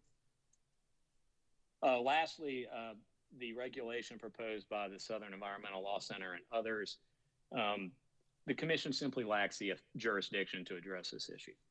The General Assembly granted limited authority to this commission to address these issues. And that's seen in various points. First, siting of electric transmission is done statutorily. It is not granted by the General Assembly in the context of gas pipeline siting. And as we all know, here in South Carolina, we have a rule of statutory construction that the exclusion in one section is intentional by the General Assembly, or the inclusion in one section, it shows that when it's excluded in the other, the General Assembly intended to exclude it. So it was intentional by the General Assembly to only grant that authority in one aspect to the commission. Then also reference to 58.5.210, sort of the general regulatory authority statute of the PSC, has also been limited by section 58.5.25.20 of the South Carolina Code, where this commission addresses gas pipeline cost reimbursement in RSA proceedings. As the rule of statutory construction is clear. When you have a more specific code section, it controls over the more general code section. The specific gas regulation here limits this commission's authority, and the commission simply cannot change the policy decision of the General Assembly by regulation. And then also, Ms. Boyd, you asked some folks about 42-2-7. I think the reason it's drafted in the way it's drafted is to be consistent with the commission's limited authority over gas pipelines, that for the reasons I just mentioned before. So it is entirely consistent to have that section be limited in the manner in which it is. So for those reasons, we asked for certain changes to the regulations, and then we also asked that certain regulations remain as is, and I am happy to address any questions you might have. Thank you, Attorney Anselmo. I want to clear something up in my mind. I think I did not read, maybe I didn't understand. The working backwards, first of all, the SELC proposed regulation, will Dominion consider responding when we issue a memo regarding the substance of that regulation if you have specific responses regarding particular parts of the regulation? Will the company consider replying or filing a response with the commission? Ms. Boyd, let me answer it this way, and I'm not trying to be evasive. The company believes that the commission lacks jurisdiction to implement that regulation.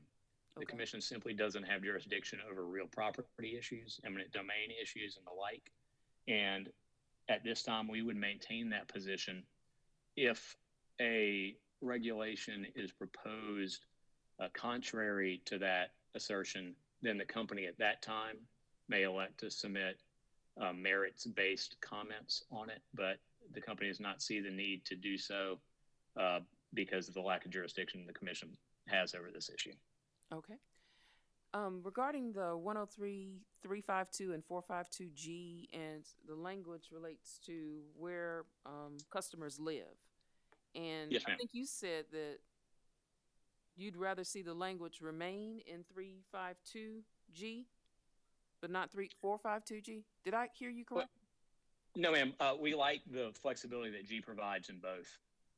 That says that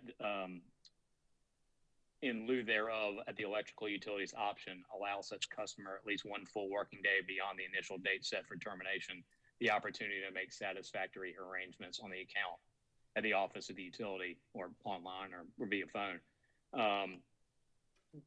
What I was suggesting is we don't send agents out to the field, and I don't think that my client really wants to make a determination about what areas or parts of town they could send agents into the field for. G operates rather well to communicate with a customer to give additional time to solve the arrearage. Yeah, I think I was talking about the area. It says, however, in certain areas where it's been determined that the safety of employees warrants it, your client wants that language to remain? Well, no, I mean, Michael and Zomo thinks they'd probably like to have it removed, to be honest with you. Okay.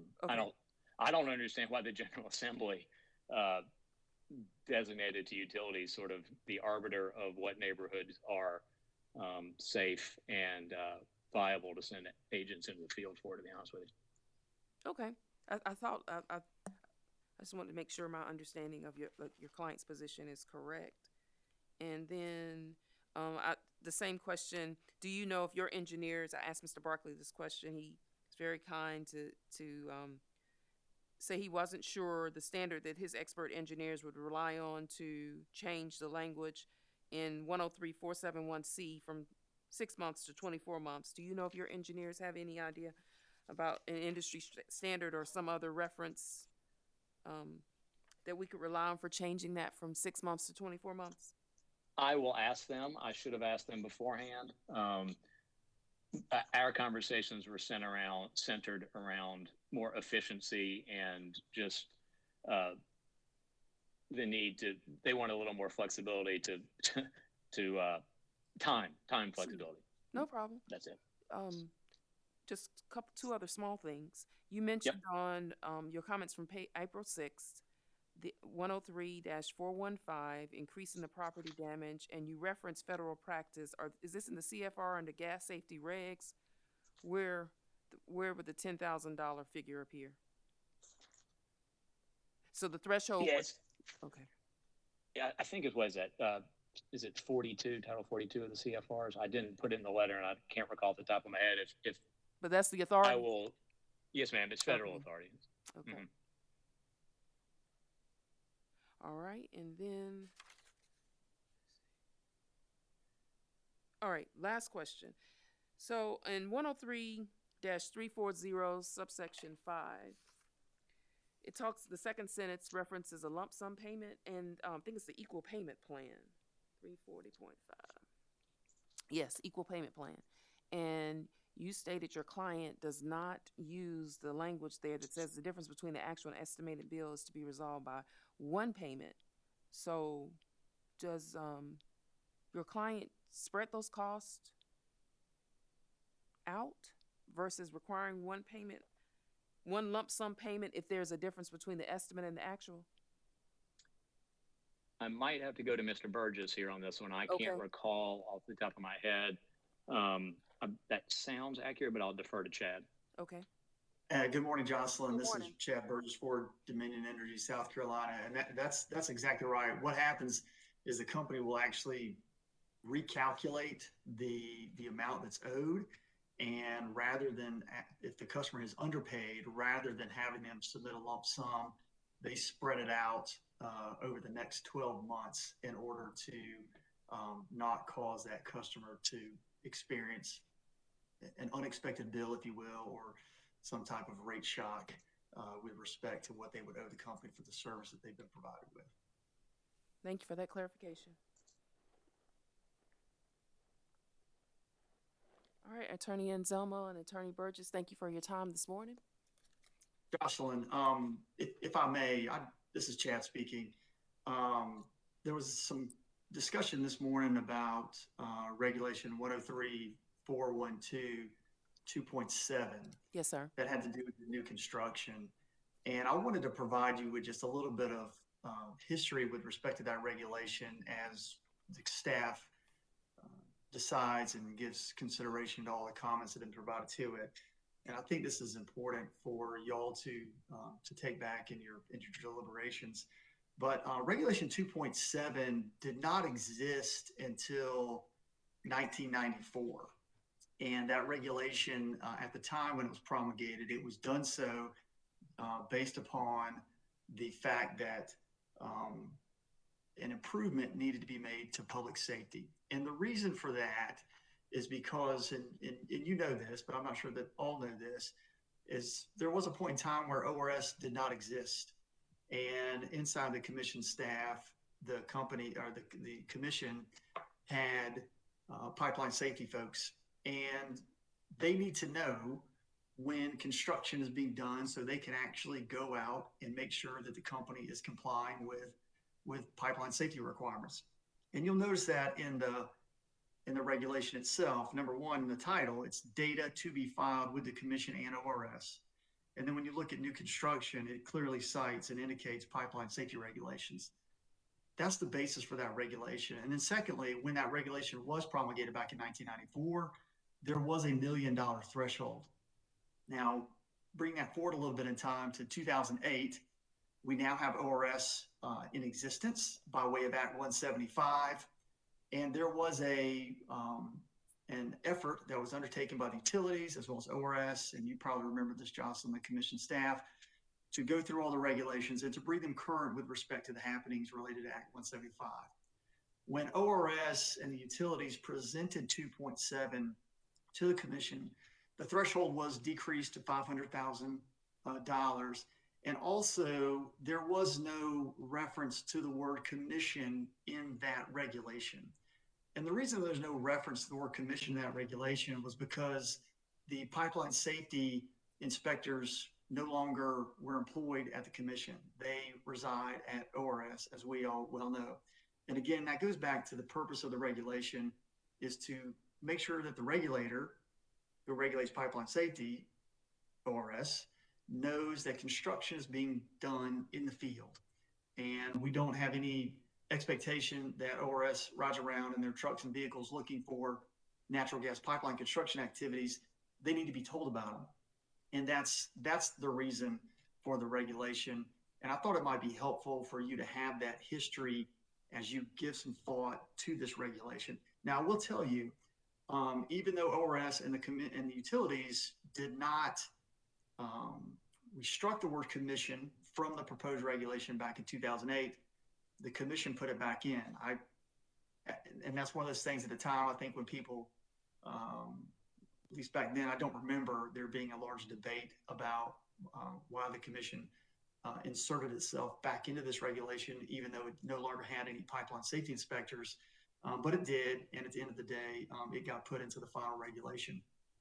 And then lastly, I just want to respond to something that the Blue Ridge Defense League had stated earlier. They had identified a landowner in the PD who apparently has an issue with Dominion Energy South Carolina. And they have left the commission with the impression that there's 33 acres that is at issue with respect to that particular landowner. And I want to make sure that the staff understands that 33 acres is not at issue. This person's property, the line that the company does intend to build, assuming that it gets permits, and it has not been permitted to construct the lines, but assuming that it gets the permits, it does need a right-of-way across this person's property. That right-of-way consists of 10 feet by 165 feet. So I didn't want the commission to be left with the impression that there was an unreasonable or outrageous burden that was going to be put on the property with respect to this pipeline. So with that, Jocelyn, that concludes my comments. Thank you very much. Thank you too, Attorney Burgess. Everyone, we have one last presenter, and if Ms. Robbins, do you know if Ms. Smith is available, or are you going to summarize her comments? I'm gonna read her comments, Thank you. if that's all right. Okay. Yes, ma'am. All right, so I'll read directly. My name is Brooke Smith, obviously not me. My property at 25 Drummond Road in Travelers Rest was previously under consideration for the route. That's the Line 201 extension. After receiving a certified letter from P&G on September 25th, I immediately contacted the consulting agency handling the surveys and discussed the contents of the letter. The agent informed me that my land would be surveyed and led me to believe that I had no choice but to grant permission. My husband then contacted the agent and inquired if we were legally allowed to say no to the survey. The agent replied in the affirmative, saying that we could, in fact, refuse the survey. Our attorney informed us that P&G must obtain a court order for survey after a 30-day waiting period. This initial interaction reflects a lack of transparency that persisted throughout my experience and has been echoed by many of my neighbors. Simply informing me of my right to deny the survey would have been a show of good faith on the part of P&G. Sadly, similar events occurred with many of the landowners on this proposed route. Often they were told that the adjacent neighbors had already agreed and were fine with the pipeline, which was a falsehood. There were instances where agents stated that survey permission had been granted by a landowner's spouse when it was not true. Several landowners misunderstood the pipeline to be a distribution line that would provide natural gas to their home, and the agents did not correct the misunderstanding. One landowner thought the line would be placed alongside the road in front of his home, when in fact the route map showed the pipeline dissecting his backyard completely. These are examples of the numerous stories that were passed along from landowners, and they point to the necessity of providing accurate, consistent information to landowners affected by these projects. Within days of receiving my letter, I reached out to Upstate Forever, the Southern Environmental Law Center, and retained an eminent domain attorney. Very quickly, I learned that there was no approval process required for these projects, and easement negotiations can proceed well before the public is fully aware of the project. Landowners must direct questions solely to the consulting agency, whose lone objective is to efficiently and economically secure the necessary easements. I reached out to multiple state agencies searching for information regarding pipeline approval policies. Sadly, I surmised that landowners hold little power with regard to natural gas companies' use of eminent domain law. Without the knowledge and assistance of Shelley Robbins of Upstate Forever, I would not have grasped the scope of the proposed project nor the impact to my land. In response, I went door to door in an effort to locate others on this potential route, and we quickly came together as a group of over 35 landowners, friends of Beaver Dam Creek, with the goal to inform one another and advocate for our land rights. We shared stories of our interactions with the land agents, contacted our elected officials, and reached out to local media with the assistance of Upstate Forever. Each time we requested a public forum to discuss this project, P&G responded with, "We prefer to work one-on-one with landowners." This tactic of allowing negotiations to occur in the dark and away from public oversight places landowners at a clear disadvantage. Communication in a public setting ensures that consistent and truthful information is disseminated, and also allows for communities to thoughtfully consider utility projects as a whole. Many of the people in our group have lived in Northern Greenville County their entire lives, and often the land has been in their family for generations. Others, like myself, moved to this area looking for peace and solitude. There is strong opposition in this community for the proposed increase in development, which is the central reason PNG cites for the construction of the pipeline. In conclusion, I ask that the Commission re-examine the process in which pipelines are proposed, evaluated, and approved. Landowners deserve to be properly informed and heard regarding projects that directly affect their land. I thank each of you for your service to our state and for your willingness to hear my concerns. Regards, Brooks Smith. And then I would like to add, with respect to impacts to property, because that really hasn't been addressed yet. This particular pipeline involved a 50-foot right-of-way, and whether it's a 50-foot right-of-way or a 10-foot right-of-way, it's a massive industrial construction process. So a 50-foot right-of-way, visualize a 5-lane road. That's 50 feet. So it is, but even if it were just a 10-foot extension, it's still a massive land clearing, tractors everywhere, bulldozers knocking down all the trees, a lot of dirt moving. It's a very intensive process. And that's what we're talking about, that impact on the land, in addition to their lack of use.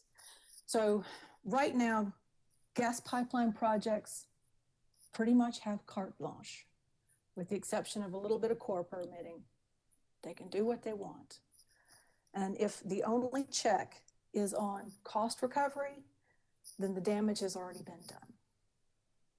And I think our landowners in South Carolina deserve better than that. And I think the Commission has the authority. Thank you, Ms. Robbins. Thank you. Everyone, I want to thank everyone for your participation this morning, and that includes Director Zeller with the Blue Ridge Environmental Defense League, Attorney Fox and Controller Turner with Lockhart Power Company, Ms. Robbins for your summary of Ms. Smith's comments and also your own on behalf of Upstate Forever. Attorney Nelson, thank you for your participation on behalf of ORS. Attorney Holloman, thank you for your participation on behalf of the Southern Environmental Law Center. For Piedmont Natural Gas Company, I appreciate the participation of Attorney Jeffries and also Mr. Barkley. Ms. Gibson, we appreciate your appearance and your presentation on behalf of Niskanen Center. Ms. Sale, we appreciate your participation on behalf of the Property Rights and Pipeline Center. Ms. Brown and Mr. Lawrence, thank you for appearing and making your presentation on behalf of Duke Energy Carolinas and Duke Energy Progress. Attorney Hall, thank you once again for appearing on behalf of South Carolina Department of Consumer Affairs and for your presentation. And attorneys Anselmo and Burgess, thank you for your presentations on behalf of Dominion Energy South Carolina. I'd ask all the participants to be on the lookout for our memo. We'll give sufficient amount of time for those who choose to provide comments and reply comments regarding Southern Environmental Law Center's proposed regulation. And until next time, I hope you have a good weekend.